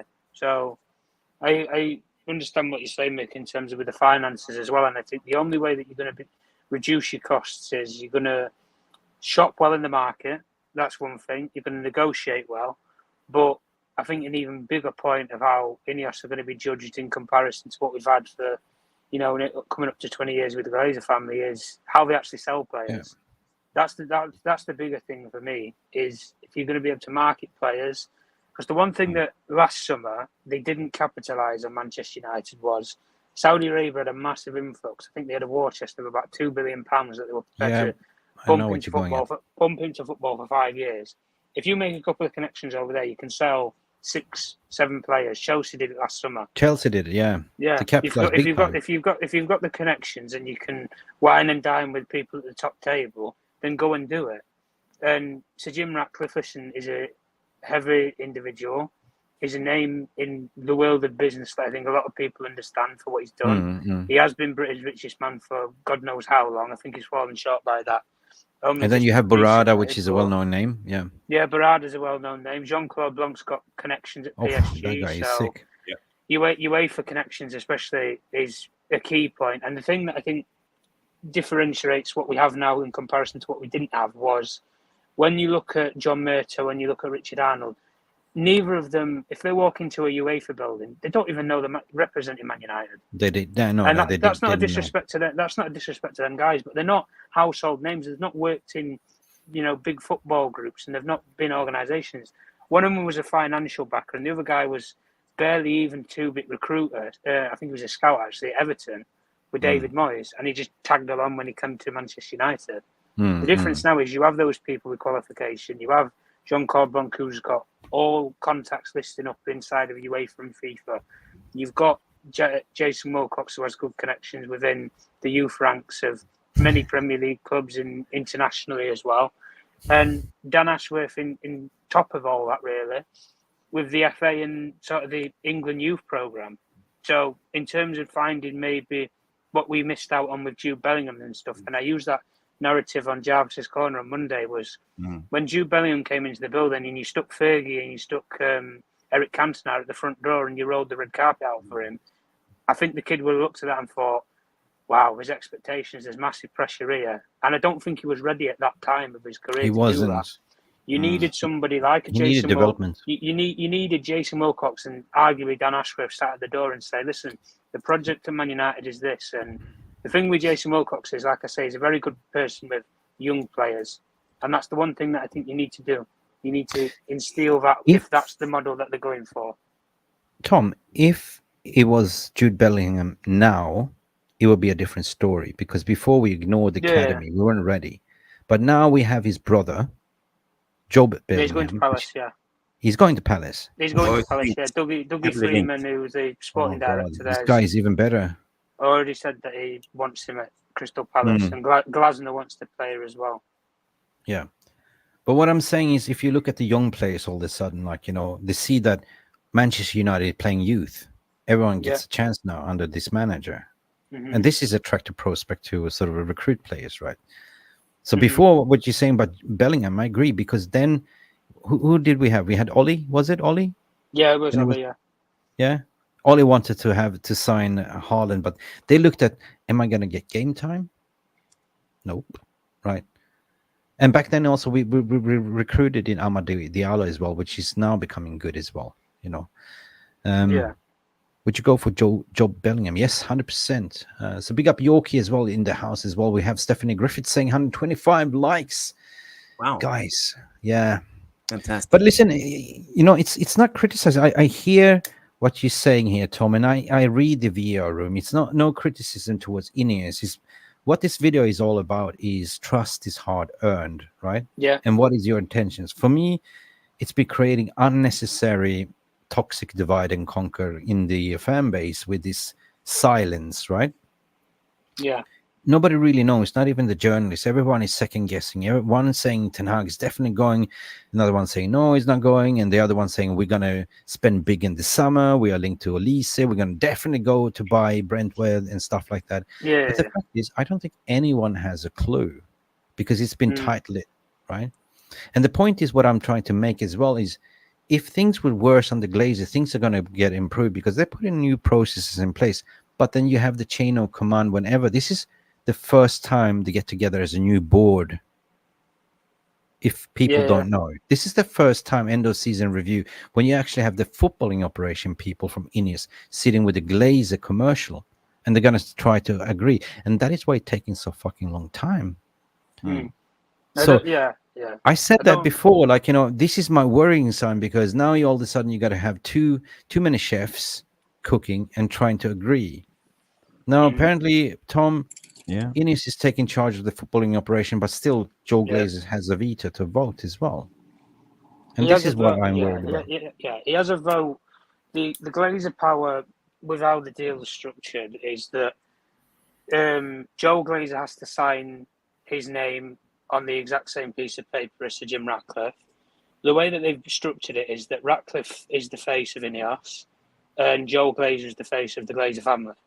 And that's the way that they've done it in terms of paperwork, financial documentation, commercial operations, and then also if you go on to the football operations, anything that needs to be rubber stamped. So, for example, when Richard Arnold announced his resignation, both Sir Jim Ratcliffe and Joe Glazer's signatures had to be put on the paperwork to file it towards the Premier League to let him know that he's no longer a director of Manchester United. Both of them have to do that, and that's where the split ownership comes into play. But I understand what you said. Yeah, go on, mate. Tom, another follow-up question on that one. This is something that I thought about today. Don't you think that they kind of made a deal, and basically because Glazer's been under a lot of heat and protests, right? With attacking the sponsors. To appoint this on 25% is basically to say, you will take all the heat. You will be the front figure, right? Absolutely. Absolutely. Yeah, it's the almost.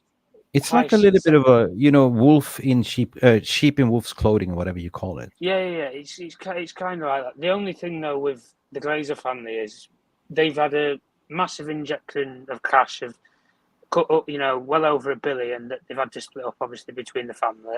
Yeah, they've also they've also then got almost like a gardening shield in front of them now, where there is that defence to say, well, anything that goes wrong on the football operations, whether it be if a player's bad, if the manager doesn't work out, if they replace him, if they bring in directors that, you know, aren't fit for purpose, they can't be liably blamed for that, is effectively what they will look at it as. Yeah, exactly. They don't control that.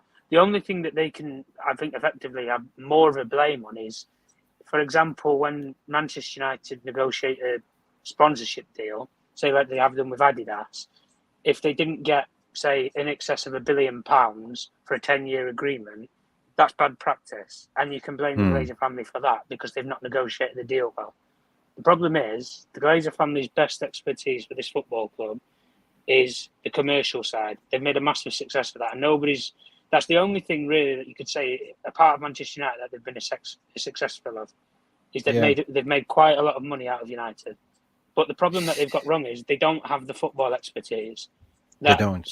And they certainly don't have the sporting expertise that Sir Jim Ratcliffe and INEOS have. And that's where the blame will lie if it goes tits up. And at the end of the day, like I put in the comments and everything, Jim's, gone forward with the plans in terms of revolutionising the side of Old Trafford near Stretford and Manchester.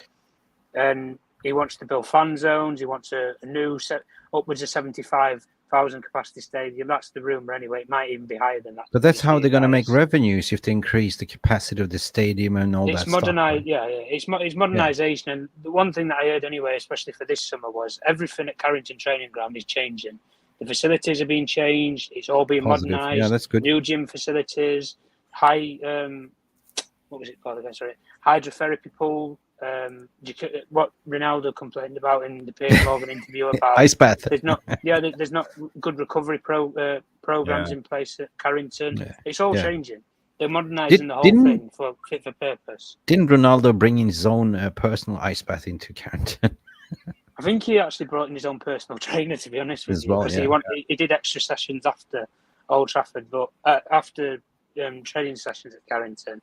But the thing that Ratcliffe looks at, and I understand you said it earlier, Mick, as well, was he looks at it more as a vanity project.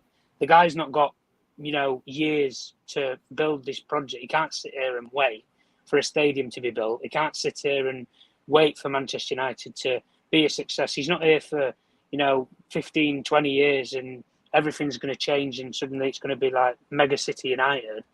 He's not going to be like that. He wants everything done quickly, effectively, and concurrently.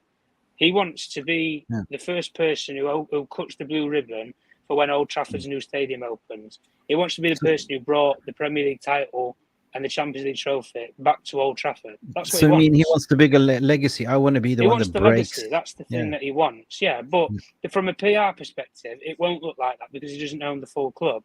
But in the long term of things, I think that will probably change, especially considering if the relationship starts to dwindle between him and the Glazer family, and if this contract isn't watertight, then I think he would look long term anyway and buy them out completely. But one thing that a lot of fans are debating about, why? I mean, initially he could have actually had full control by buying the initial bid on 69%. Yeah. So it feels like he's an employee. Quoting what Clinton is saying, he's just basically outsourced, taking 25%. He wouldn't have this problem if he did buy the 69%, which the majority of fan base wanted the Glazers, out full control. But now we're getting 25%. So basically what Clinton is saying, he's basically working for Ratcliffe. Rat is actually working for INEOS in certain ways. So they gave him the outsourcing of the sporting operations. But this is the question that I also thought about, why you construction a bid for 69% to take them out fully, and then you go on 25. You don't have money, or what's the problem? Like, you are a billionaire, the richest man in UK. The stereotype that he didn't have the money to buy United outright is blown out of the window. The thing that he had set up was Ratcliffe. It would have been 12. I think it was either 12 or 18 months beforehand. He tried to buy Chelsea. Now Chelsea went for £2.5 billion. He had £4 billion line of credit in an account to buy Chelsea Football Club. So he had the £2.5 billion there to buy it, and 150 on top, 1.5 million pounds on top to invest in the football club in billion. So he had £4 billion access there to buy into Chelsea and to fund it. So £4 billion reasonably could have got him a massive chunk of the Glazer family's shares, even if it meant, like the deal looked like it was going to be, he was going to get upwards of 50%, and the Glazers were going to be left with, say, 20% or 19%, as it would. That was how it was looking like anyway. So then he wouldn't have this debate about control.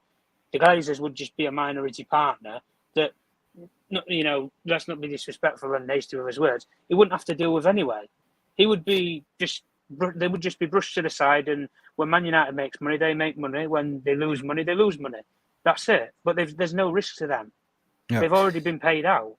No, I hear you. And the reason why we're having this fan forum discussion is because we are actually evaluating.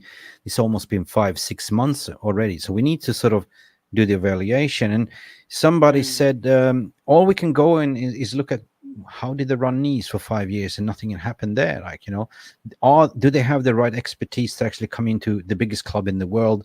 You're looking at Dodgy Dave coming in here and doing his recommendations, doing his review and recommending Southgate and all that stuff that's coming from him, like, which obviously doesn't know football. And how do they actually have the finger on the pulse if they're not been going to the matches or watching the matches until recently, when they got ratified and you've been seeing them on the stand? So my concern is that, are you a snob, or are you like us? Do you see what's going on with this club, right? Yeah. Do you know what's best, what fan wants? Because fan sentiment for me is the most important thing, how a club should be run, right? Yeah. If you look at the German league, for instance, like, it's 50% ownership, and fans do have a say. If you look at Real Madrid and Barcelona, they all vote for the president, and they all have a veto and say what's going on in the club, right? I know we were on the garden path to do so, but one thing is that we fans been neglected and ignored and not been communicated for the past 18 years.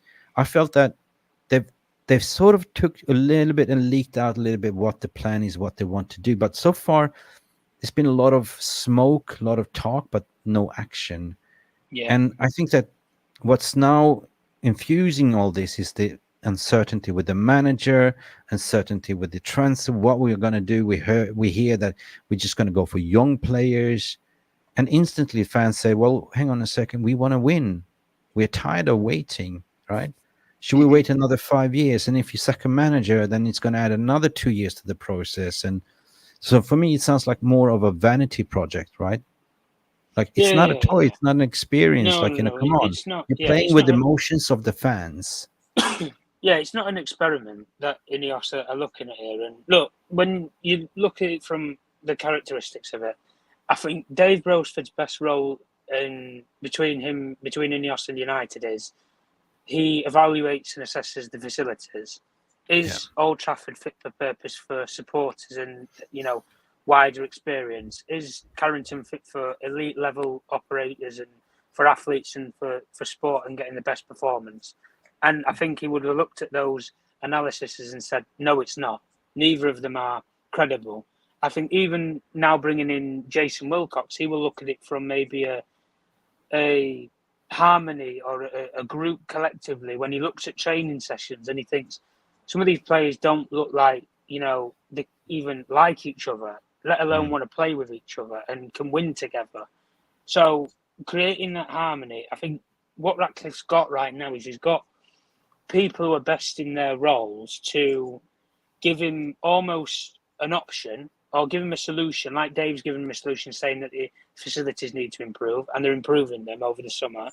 The exact same thing with the stadium. I think Jason Wilcox, again, will probably have liaison with Sir Jim Ratcliffe and Jean-Claude Blanc and all the board members to say, well, the morale's low in the dressing room, and almost pass a judgment from, a football experience to say what he thinks with Erik ten Hag. The only thing that I think will go a bit more against Ten Hag is probably the thing that a lot of people lack him for, which is he doesn't have a lot of character. He's not got this, wider personality or vibrant, envision. He's not got the same morale boosting to get players on side, like, say, what Jurgen Klopp would do when they're 3-0 down. When they're 3-0 down in the game, I don't think if you're 3-0 down with Erik ten Hag, he's going to motivate you to come back and win 4-3. Whereas I look at it from Jurgen Klopp's point of view, he's got the track record of doing that. There was 3-0 down in the second leg against Barcelona, and he turned it around with kids. That's the thing that I think they will look at in terms of characteristics. But with Erik ten Hag, personally anyway, what I heard about all this was that when the rumours were leaking out before the FA Cup final, they didn't come from INEOS. INEOS hadn't actually made their final decision because they was evaluating it at the end of the season. Where this rumour had leaked and come from, apparently was internally at Manchester United, in particular Carrington. So these rumours that have been spiked up almost internally at United come from Manchester United, either board, directors. Listen, it could be Richard Arnold on his way out letting slip to say that. I think so too, man. When they were in, it could be something just as simple as that. But the INEOS have leaked and blown out of there. The one thing that you can say for certain with INEOS is when they've ever made decisions or they've gone after people, they've been very quiet about it. Omar Barada should prove that. Nobody in the world even heard that until it blew up on one tweet from David Ornstein. The exact same thing that you can say for when they went and approached Dan Ashworth, because Dan Ashworth, before he even went and knocked at Newcastle's door, guys, why would he leave Newcastle? He's got a war chest of funds. He's got a project that he can run. They were doing quite well. They were in the Champions League. Why would he leave? That was almost the question. And there's always a reason why you leave something that's so good, is because the thing that you're prepared to ditch it all and join for is going to be better either for you in whatever way, 100%. or you can have a bigger or wider role. But that's the thing, though, Mick. And the last thing that I'm touching anyway is but when you look at. Oh, sorry. Yeah. When you look at, say, Barada, he's never been a CEO. Being CFO at Manchester City and being a CEO at Manchester, and then being a CEO at Manchester United is completely different. Yeah. The brand is bigger. The name is bigger. You go into a board meeting and negotiate a deal as a Man United representative, you're going to have you're going to be sweating. You're going to be sweating. If you go in there in Manchester City, it's okay. We've got a pedigree. We're top of Europe, top of Premier League titles. The history and legacy that's been set in stone for 5 years is there. That's the same thing that I worry with Dan Ashworth when he comes in here, is if he underestimates the expectations of working inside a big football club because he's never done it before. It's going to change, and these people have to evolve with it. And that's the only thing that I said with Jason Wilcox is he's been massively successful on the training pitch with young players and identifying who's good enough and who's not. That's proven. Omar Barada has never done the role that he's coming into. Jason Wilcox has done that role externally as being head of recruitment. Extremely well. Yeah, and he's done it extremely well at Manchester City. But it's all going to be streamlined process. Everything's going to be streamlined, something that we've been missing, Tom. But the thing is, you mentioned something that I also been thinking about, the leaks, 100%. You know, you've been sacking a lot of people, senior directors, Cliff Barry, you've been sacking Richard Arnold, people that are no longer loyal to the club, but used to sit on, still gets information. We're talking about John Merton and stuff like bitter people that are on the way out. It could come from them as well, to be honest, right? It's well known as well that those senior people were leaking out lineups and stuff like that, and Greenwood was leaked up from that sense as well. But it didn't come from INEOS whatsoever. It didn't come from anything. Somebody briefed the press, and if you're on your way out, you're not sitting there in day-to-day meetings anyway. So you hear something on the grapevine, right? So for me, it was only one publication that went for it all in, and they're backtracking, and there was the Guardian, right? Nobody really knows, even Fabrizio Romano, like, you know, and then you have Muppeteers for what they're hearing, like, you know, okay, right, unless Jacob Steinberg, you know, unless you're speaking to, you know, I do have connections into Jean-Claude Blanc.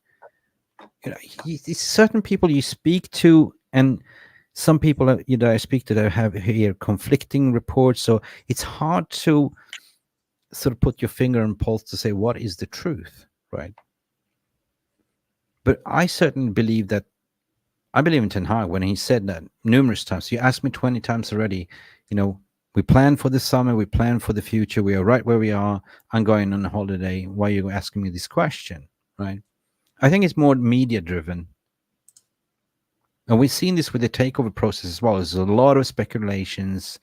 And it doesn't really make sense, man, to be honest. If you're now haggling to pay Newcastle for Dan Ashworth, why would you all of a sudden pay 10 million to get rid of Ten Hag and pay the manager that comes in also money and his entourage? If we are in a financial debacle at the moment discussing, so you just put logic together. And we are deep into end of the season. We are basically in 2 weeks, the transfer window opened. I think they already planned. They know who the targets are. They know who's going out. And then in 4 weeks' time, we're probably back in pre-season again after the Euros, aren't we? Yeah. It's not enough time. No, it's not enough time. And plus, you have the two most senior people not on board yet. They're still on garden leave. So you don't have the structure. True.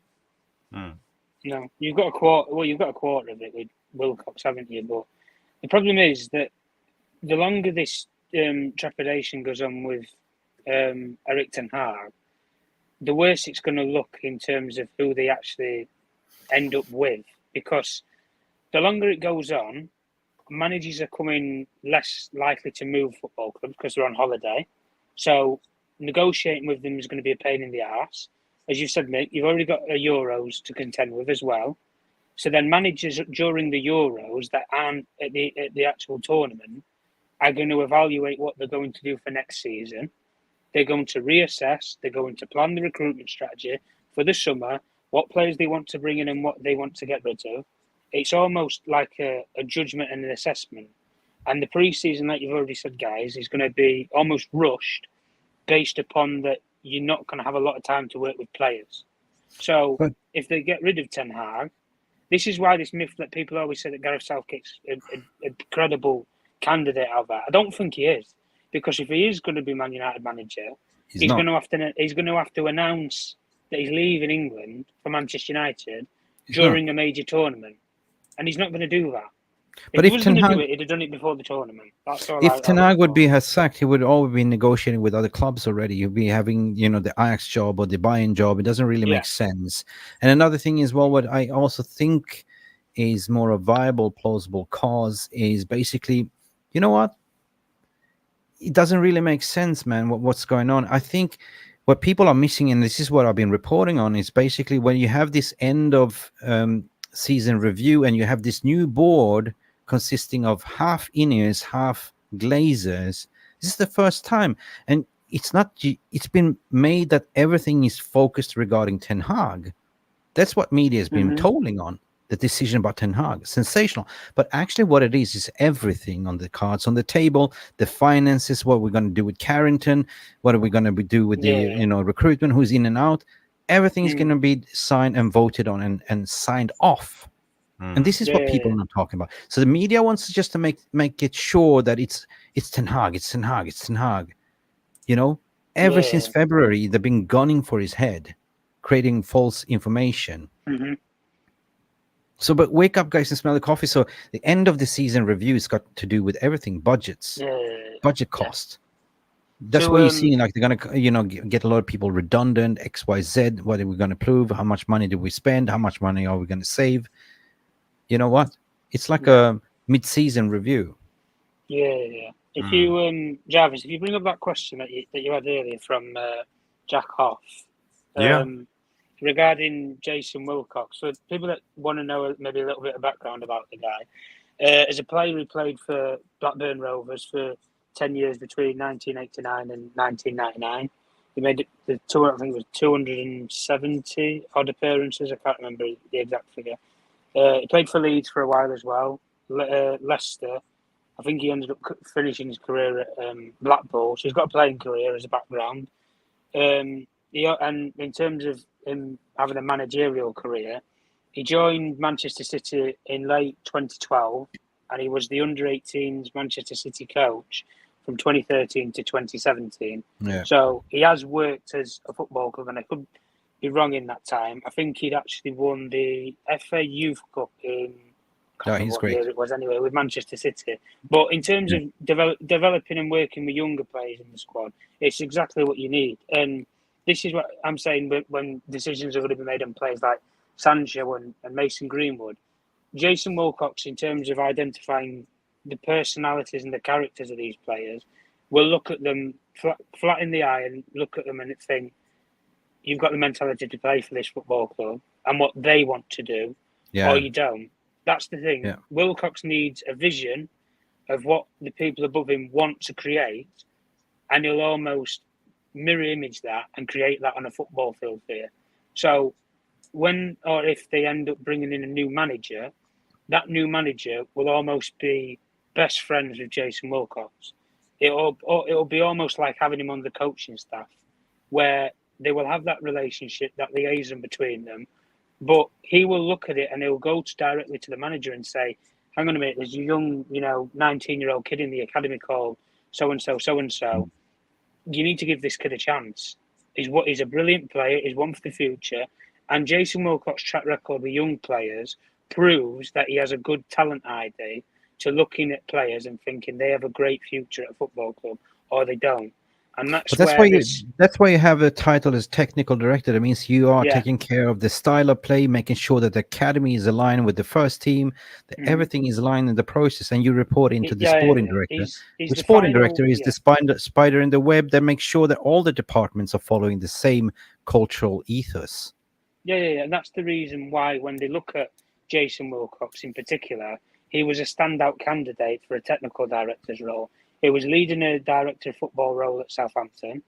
And for the recruitment that they'd done in the Championship, he's got a club now that obviously he won't get the credit for it because he ended up leaving toward the end of it. But I think he should get a lot of credit for the recruitment that they'd done Southampton in those with those players that they had, and he's got them back up in the Premiership. That's a Yeah. successful pattern that people won't look at because he's not there at this point in time, but he was there for the majority of the season. And the exact same case that I'm saying with Russell Martin, who's the Southampton head coach, when they'd actually brought Russell Martin in, he was almost looked at as like an amateur coach. But Jason Wilcox saw something in the guy to say, no, hold on a minute. He's got a good track record with working with developing players, getting the best out of what he's got, and then prolonging them and actually doing something with them in the long term. But So, that's the assessment that Jason Wilcox has. He's a but brilliant Tom, pair of eyes to have inside a football club. having to say that what you just said now, and you look Yeah. at the marriage, the compatibility with Ten Hag, that is also somebody that loves youth, that has an eyes on the prize, has been looking at the academy and bringing up players. That is a perfect combination. Mm-hmm.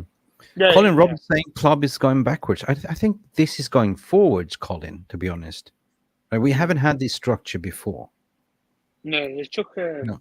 You could argue that they took a backward step, maybe, when they obviously had to get rid of a couple of people, because then you've got nobody leading the ship for the remainder of this season. There was no designated CEO in place. They ended up getting rid of the what's it called? Replacement CEO in Richard Stewart. Then they ended up bringing in Jean-Claude Blanc to steer the ship until Omar Barada actually gets into the role. Sorry, that's the word I was looking for, interim, Patrick Stewart. And then you've got Jean-Claude Blanc in now. And then all of a sudden, then you're going to get Omar Barada in. And then, again, you've got this new structure in place. There's no guarantee that Dan Ashworth's going to be here for this summer. If I'm being completely honest with you, I don't think he will. I don't think so either, no. He's in a legal limbo with Newcastle. Manchester United are going to pay his legal fees and everything. The guy made an absolute blunder of it when he was negotiating to come to United, and Omar Barada had a hand in it. He sent the wrong email inbox to Newcastle United off of his Newcastle United email firewall instead of doing it personally and privately. So, in terms of maybe an incompetency, that's probably the problem with Dan Ashworth. But the thing Dan Ashworth brings to Manchester United is he doesn't bring this. People think that he's going to come in here and he's going to bring this brilliant talent recruitment that he did at, the South American market at Brighton and things like that. He doesn't do that per se. He looks at the recruitment team, he looks at the scouts, and he says, "Are you fit for purpose? Do you have a brilliant talent ID? Can you work with players? Do you have good knowledge of the tactical side of the game? Characterizing players? Are they good characters? Are they good pros? What is it?" That's the thing that he's good at. He's good at identifying the talent that gets the players. Let's put it in simple terms. He's the spider in the middle of the web.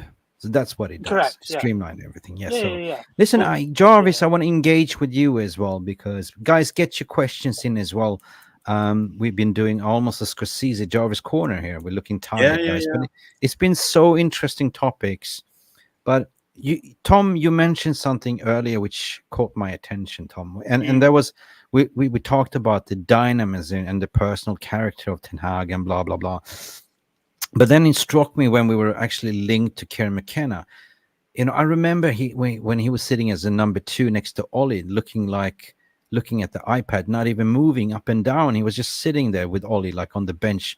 Looked like they had a barbecue out and they were having iPads. He wasn't too vocal. He wasn't too animated.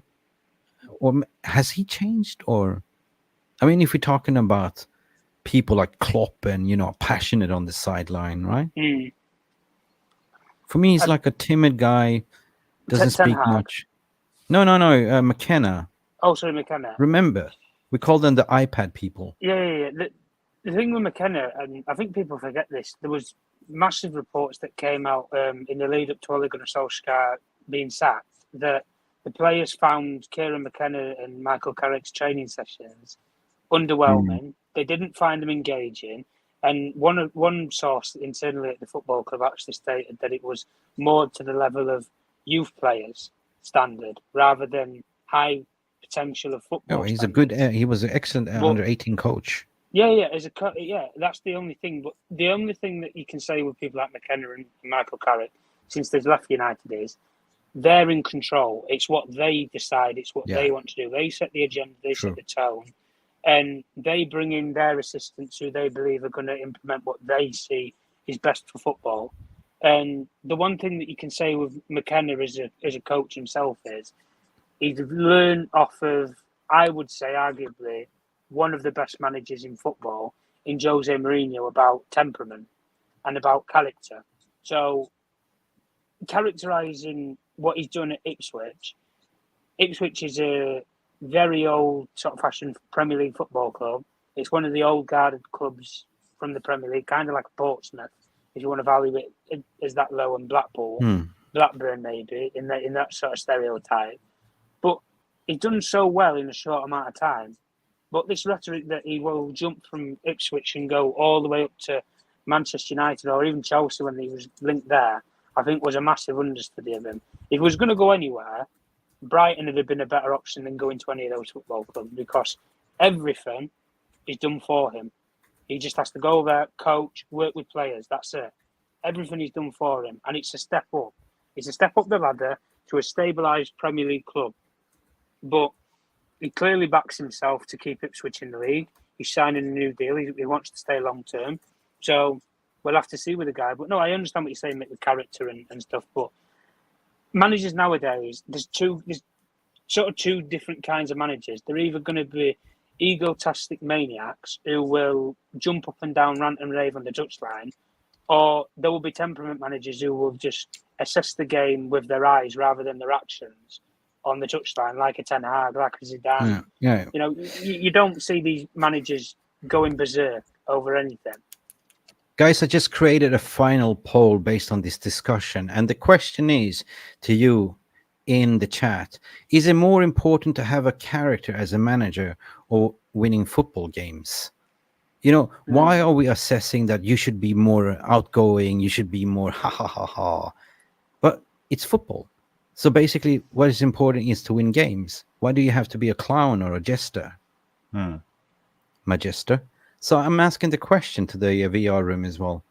And so far, we have 18 votes saying no.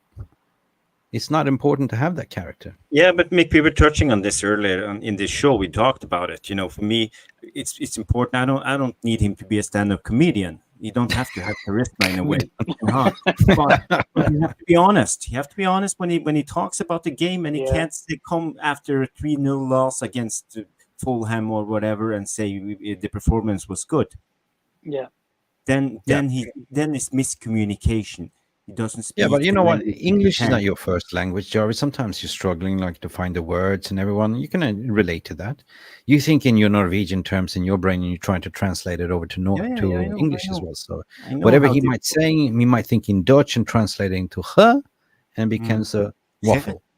But that's where his PR officer has to come into place though and say, well, look, you're going to be asked XYZ question about this, that, the other. And it's almost like you structure it with the manager. You take 10 minutes with him and you say, right, you need to say this in X way. You need to say this in Y way. The difference is Ten Hag is coming into a different media environment. The Dutch media and the English media is completely different. The English media will finish you, bury you, and quite frankly, piss on you when you've left this football club. If you're not a success, that's how it works. They will big you up the first 18 months, and they will try to stab you. They bigged him up for the first 5 minutes when he said that era's come to an end, and all of a sudden that crippled when he lost 7-0 to Liverpool. Yeah. and it Or blew when he back in his said, face. and when he said in British media and in conservative media, like back home, we call it to look a cow in the ass. What? What did you say?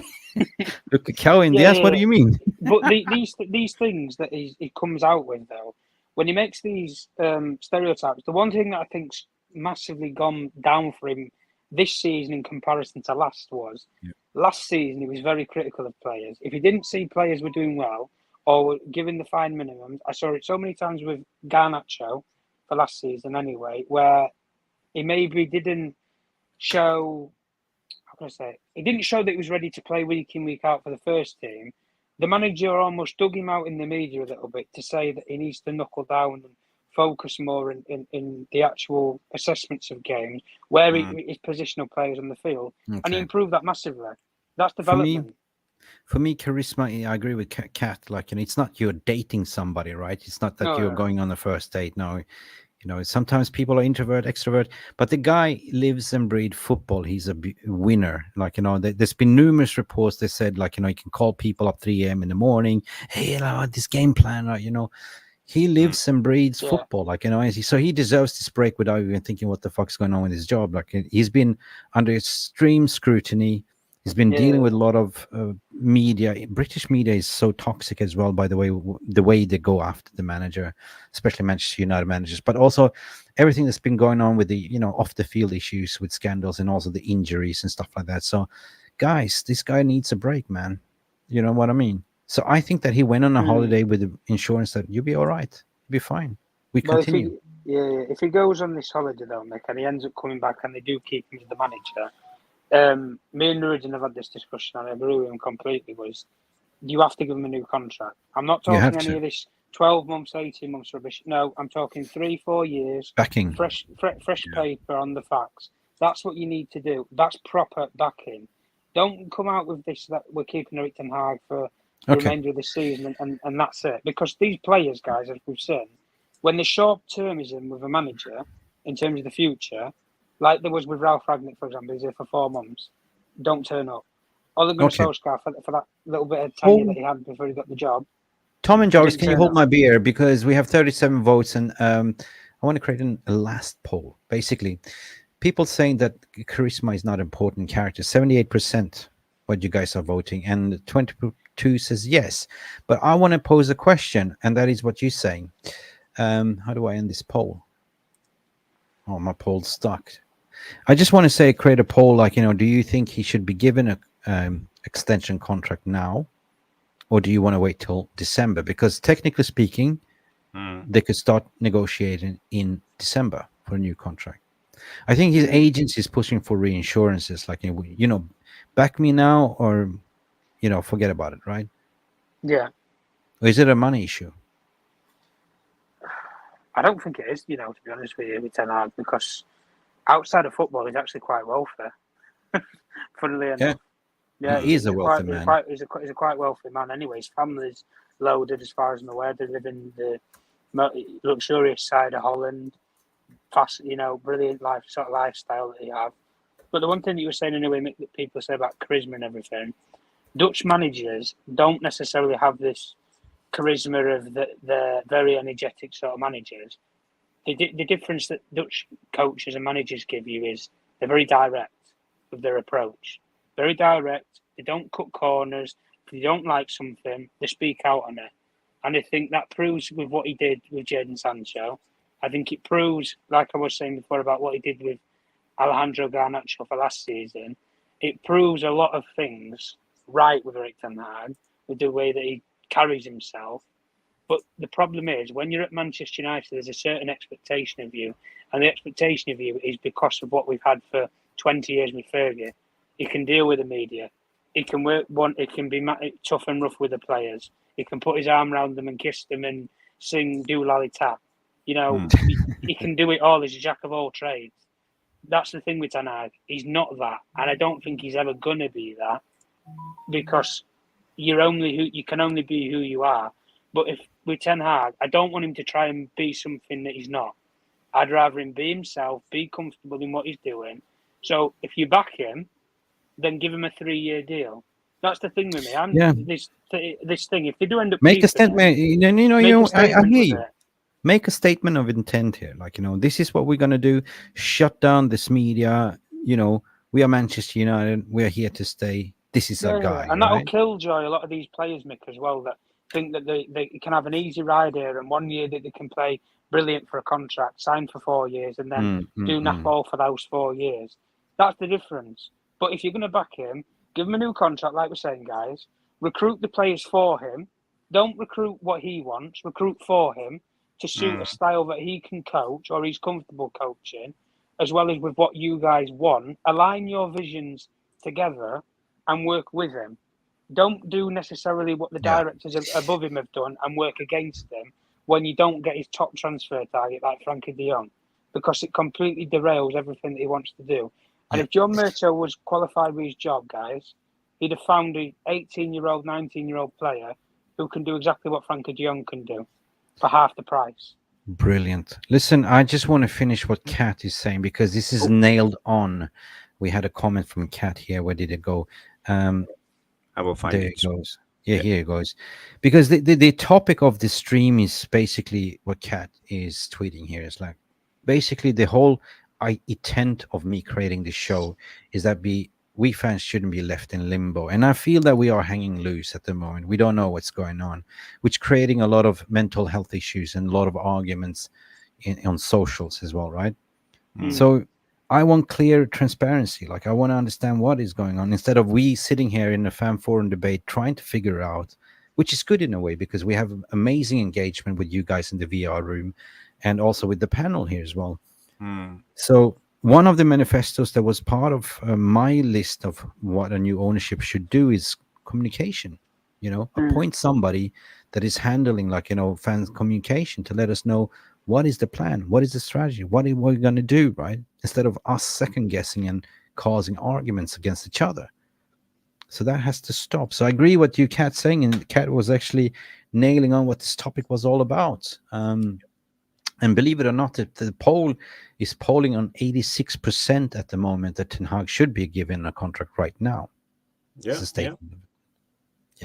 Yeah. But my question when it comes to this Ten Hag in or Ten Hag out is, because I hear this argument coming from other channels about they're changing the narrative. It's just emotions based on one game.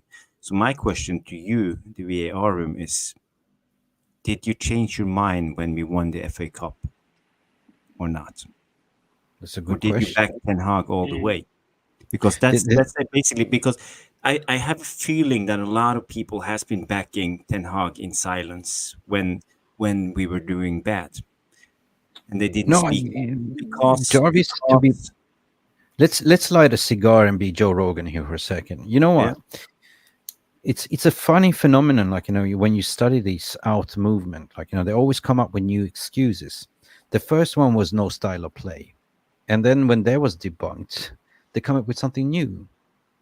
Like, and now they're starting to say, well, hang on, Ten Hag is the reason why we spend 450 million, like, on transfers. So everything has to, they can't just realize that not everything is on the manager. You know what I mean? Style of play, I said we didn't have a style of play since Van Gaal. Like, at least that was something we saw in Van Gaal. We've been changing style of play. We've been, not having a style of play under every manager, but we don't have an identity, Mick. Identity. Something different. Because we haven't had people to set like what. But because we haven't had people like Wilcox or anything to set, like, proper technical director.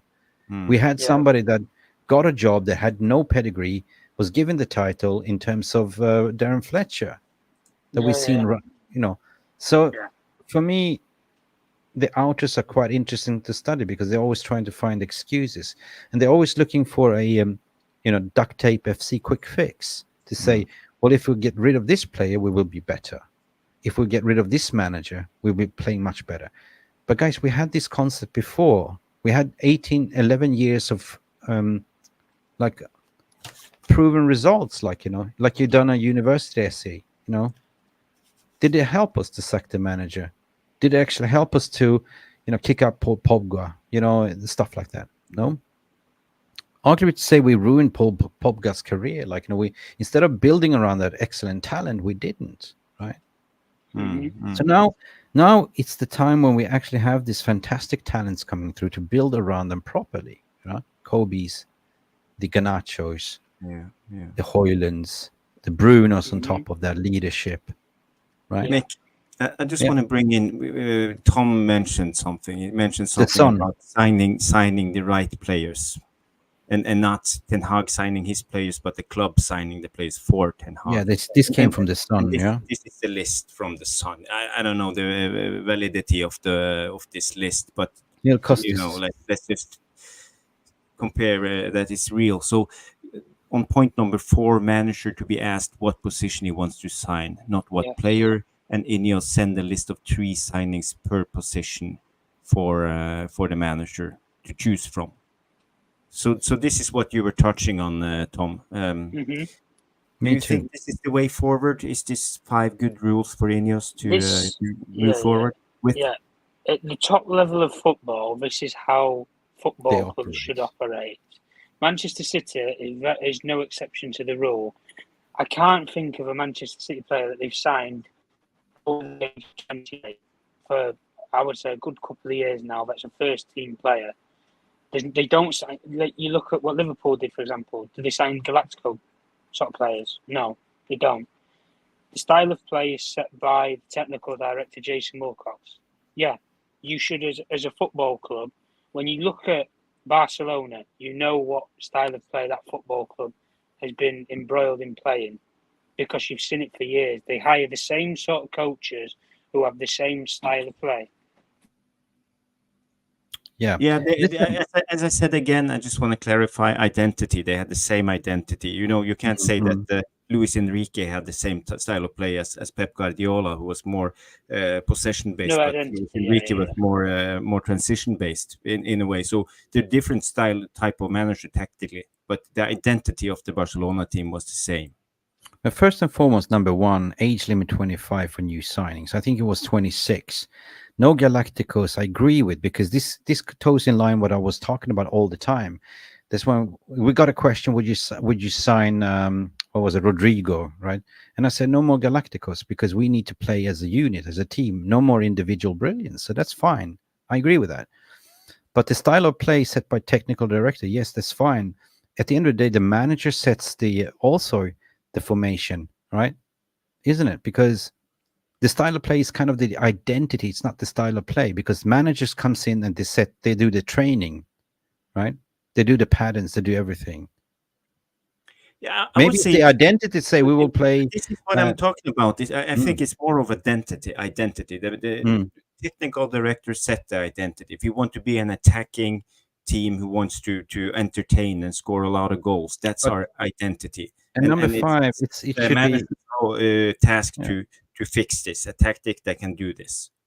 But number 5 is a little bit backwards. The INEOS and the list of 3 signings. How would they know? Because in this system would be that managers identify with the analysis, the persona profile, to say, I need a left back next season, and it's them and the scouting department that will then do all the work and send a list of players, right? Here are the players that we identify. That's what they did with Klopp as well. That's why he ended up with Mo Salah instead of Klopp one another player. You know what I mean? So they will look at different profiles based on their values. Are you a baller? Do you have the right mentality? How much do you cost, right? Why would I pay like 75 million for this player where we have on the scouting report similar outputs and a better price, right?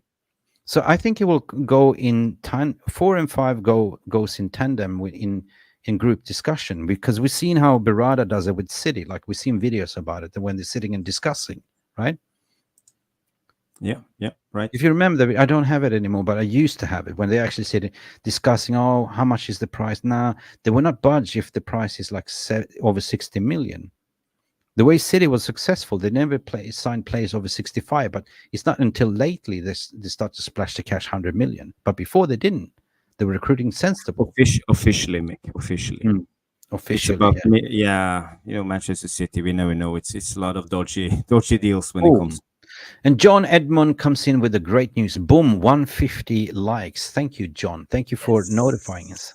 Big up, guys. It's Crafting been for a two, massive two show hours, today. 24 minutes. Record stream. Should we 150 do a likes. 24 hours? So don't sleep.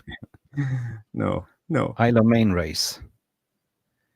So Day 147 say the age limit of 25 surely cannot be a guide. If it was no, I cast mean, iron, what, it's ridiculous.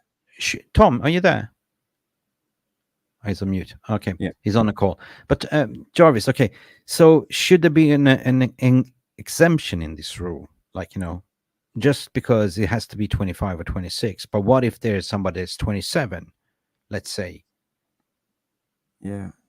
Or if you are 24 and 364 days, are you? Yeah, well, if you are 27 and you give them a 3-year contract, they'll be 30 and off you go. Or maybe they're looking at 25, so you can actually have a sell-on value. We get the gist, the essence of it. We want to sign players, but they said it. We want to sign players on the first and second professional contract.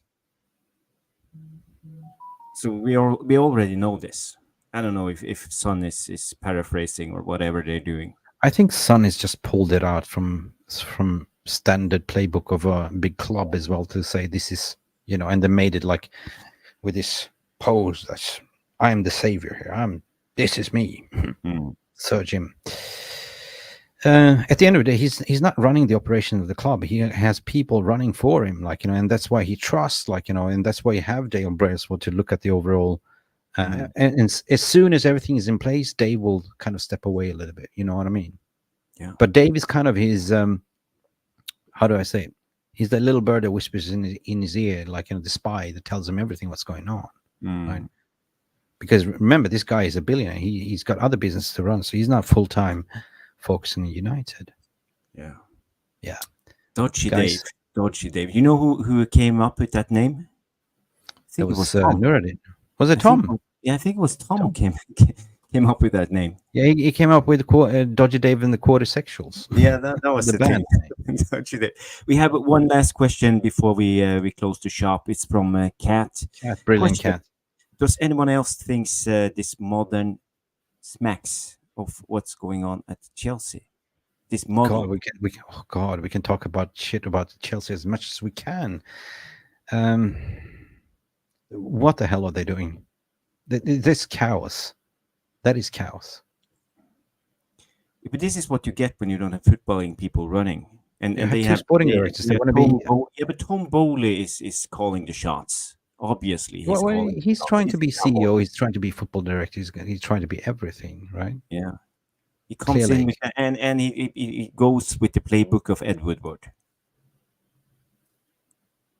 So, but the question is, how do they have money to spend in the window? And how, because they signed players on 8-year contract, but that's biting them in the ass. Huh? 2 billion is their spending, I believe, in the last 2 seasons. So they overspend massively. You know what the risk is? The risk is that you sign up a new squad on 8 years contract, and most of them are flopping, right? So it's sink or swim for Tom Bowley here, right? Seriously, because the FFP is going to catch up to them. The spending is going to drop. They've been splashing the cash madly, right? I heard today that they were trying to sell Leo Kowal to Liverpool for a huge amount of money. I think but they're trying also to sell Chalobah to us. Chalobah. Yeah, they're offloading everyone. They're looking at Mudryk. Yeah, you were a flop. Enzo Fernandez. God, such a talent just wasted away, right? Casado just totally shit his pants as soon as he came there. Right? Casado was a brilliant player like at Brighton. But maybe he didn't get the proper development, or maybe it's such a.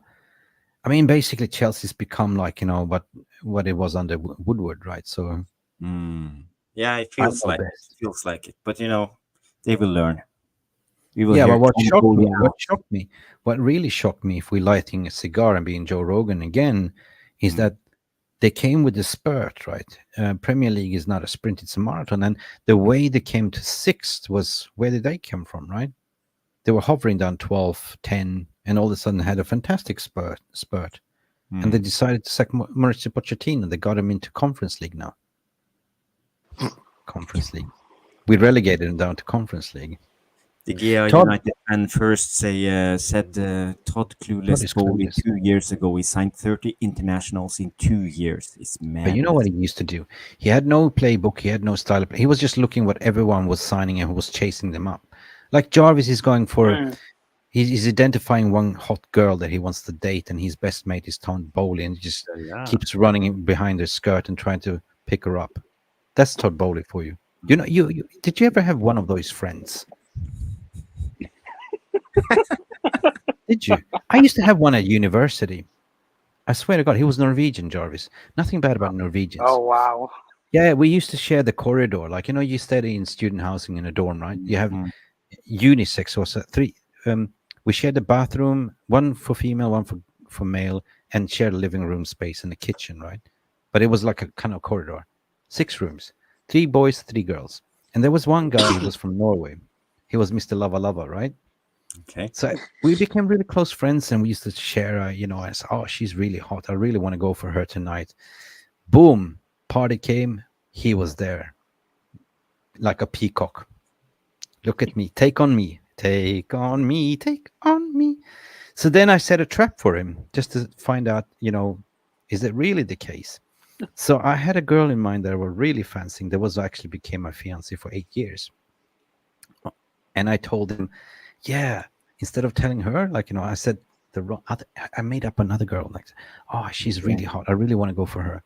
Just to test the waters. A diversion. You guess what happened? He fell for the bait. And I ended up being engaged for 8 years. You outsmarted him. I did. I tested him. The dumb Norwegian. No. So that is Todd Bowley for you. Yeah? Yeah. Great story, Mick. Great story. Yeah. There's always a story. 5 likes. With that story, it should be 200. Yeah. Do you have any story like that? Did you ever had like an experience like that? No, I don't think so. How about you, Tom? No, nothing springs to mind really now. All right. I'm not a ladies' man. I'm always been faithful to my women's, and not been that many of them in my life. Yeah. Just we will have a we will pimp up Jarvis like for a charity. So guys, if you want to date Jarvis, donate. He's currently single, handsome, and people say he should dye his hair, but I think he looks like a little bit like Richard Gere now, like, you know, with his gray, sexy, coming into his pomp. So can we have a bidding price here, ladies? Really fast, yeah. Bachelor. Never gonna Thank you, give guys. It's been a lovely show. I think it wasn't planned. It was just on acting on pure emotions today, because I just like had enough of everything. So everyone that's tuning in, it's been a monster stream. It's been a record stream, 2 hours and 30 minutes. We had constantly like over 200 people live engaging, and this community is growing and growing and growing. And you know what? I hope you had a good time enjoying yourself. You know, we had Jack Hoff here, and I believe his name is Hoff. I think he's Dutch. So Mr. Hoff, sorry for Hasselhoff. Yeah, I like trophies is here. We had, you know, the I ended poll basically. So 77% think that Ten Hag should be given. But just want to give you a massive thank you for Rushmania for giving 20 memberships, for everyone that became a member. Kat was here as well. DJ Superfly, Mental Ball Game, Lillis as per usual. Luan France came in late. Edward Reed, lots of legends in the house as well. And Routinator and Burba from the Big channel comes. Yeah. Old friends. All friends. We had the Gaming Sims, Catway, whatever I saw. Listen, it's going to be hard to mention everyone, but you know you are lovely people as per usual. Listen, we are on a growth path to 30,000 subscribers, but we will never change who we are. We find our identity and style of play, Jarvis. We did. But just want to make something very important thing as well. Like, you know, just if you were gifting a membership, that is great. You know, that is free membership, right? But the way you support this channel is become a member, right? Yeah. For €1 a month, like, you know, you you supporting this channel. It means a lot, actually. It does, because everything that you give, we investing back into content and the website and everything, trying to be better, right? So we are I would say we are non-corporate stuff. We are not driven by any sponsors or anything. It's just us raw, right? Mm. So I really appreciate if you can, soul searching. If your membership is kind of expiring and gifting, just to donate. Anyway, I never like to beg, but it's really because I want to be able to pay Jarvis more Snickers and Tom as well, Yeah. or M&M's, peanuts, Peanuts. Bananas. bananas. I leave the final word to you guys. Any final words and thoughts? Start with you, Tom. What do you expect out of all of this? Oh, he went on mute. The silent treatment. The silent treatment. Give us the shit. I will just say my final words is there will be an announcement of Ten Hag's future very soon. And we know there's a lot of vultures out there who want to make a buck on you guys and me and Mick and all of the United fans for clicks and clickbaits and all of this. So know who to trust. And I will tell you Jacob Steinberg, Luckhurst, Di Marcio, Jan-Åge Fjørtoft, Gary Lineker, all of these new custards. Custard. They make custard of the all waffle. of them. Don't read it. Don't read it. Yeah. Trust the listen- real forces. That's the thing. The purpose of me doing what I'm doing is to get the right information out to the fan base, right? As a United fan, I owe it to the community, right? And I only speak to people that are close to the club or close to this and work as a journalist within the club as well. So they only have the best interest in heart of the club. We recognize the mental health is very important for people, and we haven't had the best of season, No. So I don't know, man. At the end of the day, it's hard to believe who to trust. And when you see people just reiterating what you've been writing or what you're doing without even mentioning, I don't care. Like, for me, it's not about being first, it's being correct, And Ornstein, 100%, I trust him, right? I do, right? But then you got to sort of assess, why are you printing what you're printing? But Always ask the Ornstein question. is trustworthy. Fabrizio Yeah, is but trustworthy. the reason why I love Romano you, is trustworthy, and Tom and Mick. yeah, and the reason why I love Ornstein is that he's not constantly in your face pushing tweets, right? Mm. When he comes out to say, everything's fact checked, everything is delivered, right?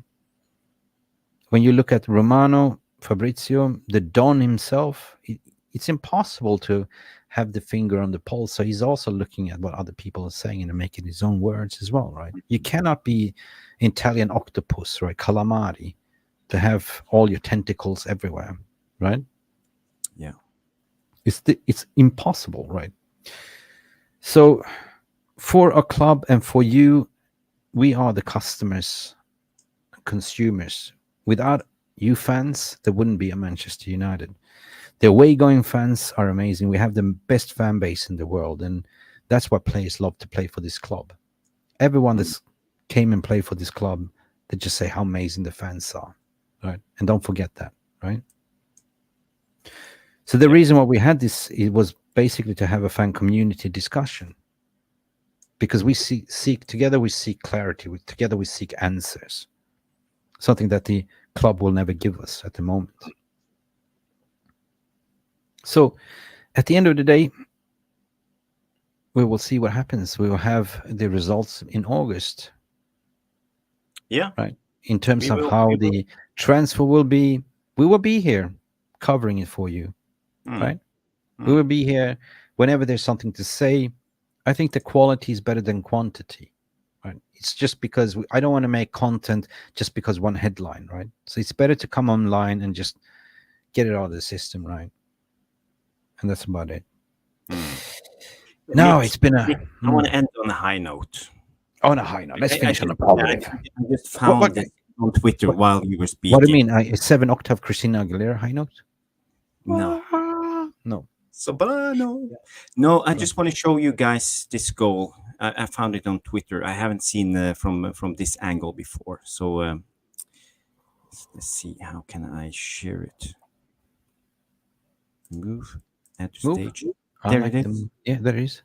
And I will Watch out for the press play. copyright. Yeah. It's No, 10 you know, hours. it's from the stands. It's not from TV. You can't get Okay. copyright for that. So Right. Go ahead. Increase. Oh, yeah. Menu, Oh, yeah. Bruno, look at this. Excellent dribble. Oh, yeah. This is the Miller goal. again. Yeah, this is the goal. Look at this Oh, pass. Look at this pass. that was a beautiful team goal. Wow. Look at Garnacho on the right. I think he was excellent on the right. Look at the Okay. pass. Look at the Kulisaka dummy front. shimmy. Man, can you back it? Can you back Yeah. off a little bit? Can you actually? Yeah, see. yeah. No, let's go here again. Okay. Defensive. Started with Licha. Wow. Cool. Look at this pass. Look at Rashford's ping to Garnacho. Look, Garnacho's there, like boom. But look at this dummy shimmy from Van Bissaka. Yeah. That opens up the corridor for Bruno. And Bruno, what a pass. This is what Bruno does best. And the cool and composed finish from Mano. What a team goal. Yeah. We have a Norwegian here in the house that just donated 50 kroners. Wow. Yeah, one to One to play. play. Han snakker norsk. Tusen I don't know what it was. Tusen takk. Tusen takk. But there was no Tusen takk. words. Thank you. There's If you no have, more if words. you had some problems typing, just type in a message and I will read it out. Yeah, one to play. Tusen takk for din donation. How did I say that in Norwegian? Listen, you said, was it maybe a gift, a super sticker or something? I don't know. But mate, if you forgot to write something, do write something quickly what you really meant to. Sometimes this super chat you press and you forgot to type something in it. But brother, thank you so much for your donation, man. But if you do have time, please send your message. Norway, big up Norway. We have Norwegians in the house. Yeah, I'm glad Norwegian people are following this channel because I think I'm the only Norwegian in this bubble of ManUnited. So and Janog Fjørtoft and Holland. Oh, we'll try to get Janog on. Yeah. Well, he basically says welcome. It was just welcome. He just said you're welcome. You're welcome. That's it. Thank you. Tusen takk. Appreciate it. So we're finishing on that high note. We had Dodgy Tom disappearing. He always does this, Dodgy Tom, right? Nobody really knows who he is, right? He just disappears, and maybe he's a spy. I don't know. Joking aside. Listen, guys, it's been an amazing show. We have broke the record on 2 hours and 14 minutes stream. Unbelievable. Do you think people will watch this back? I don't think so. We have Jarle, I mean, not Norwegian. Yes, Jarle. Yeah. Jarvis, I'll let you finish the show. I just want to thank you, everyone. Big up to you, Ben, as well. John Edmund, as well, saying what a great show. Lilith United, as per usual. Leave a comment, Luan France. This show was epic, according to her. I think it was an epic show. It was a good show. Hope you liked it. And afterwards, leave a comment in the non-live section. It helps out the algorithms, gives us more views and more people to watch our channel. And that's the final word of the show. So thank you, everybody. Mickey, 5:43 where I am in the morning. Oof. Love you guys, but I'm going to go to sleep. Jarvis, love you too, brother. And people, I even love you more. Love yourself, love the club, but love yourself more than the club. And don't get these stories mess up with your mind. That's all I have to say. I wish you all a good night, and thank you for everyone with your donations and tuning in the memberships, and keep supporting this channel. Keep coming back, and we'll be back tomorrow. We have a lot of interesting things coming up. Yes. In the next, 100%. A lot of collaborations and good stuff. But I'm out of here, basically. Back to you, John. Jarvis. John? Did I call you John? John? Jarvis? Have a good night, everybody. See you on the next. Thank you so much for stopping by and watching MUFC Realist TV. Don't forget to like and subscribe and follow us on the socials.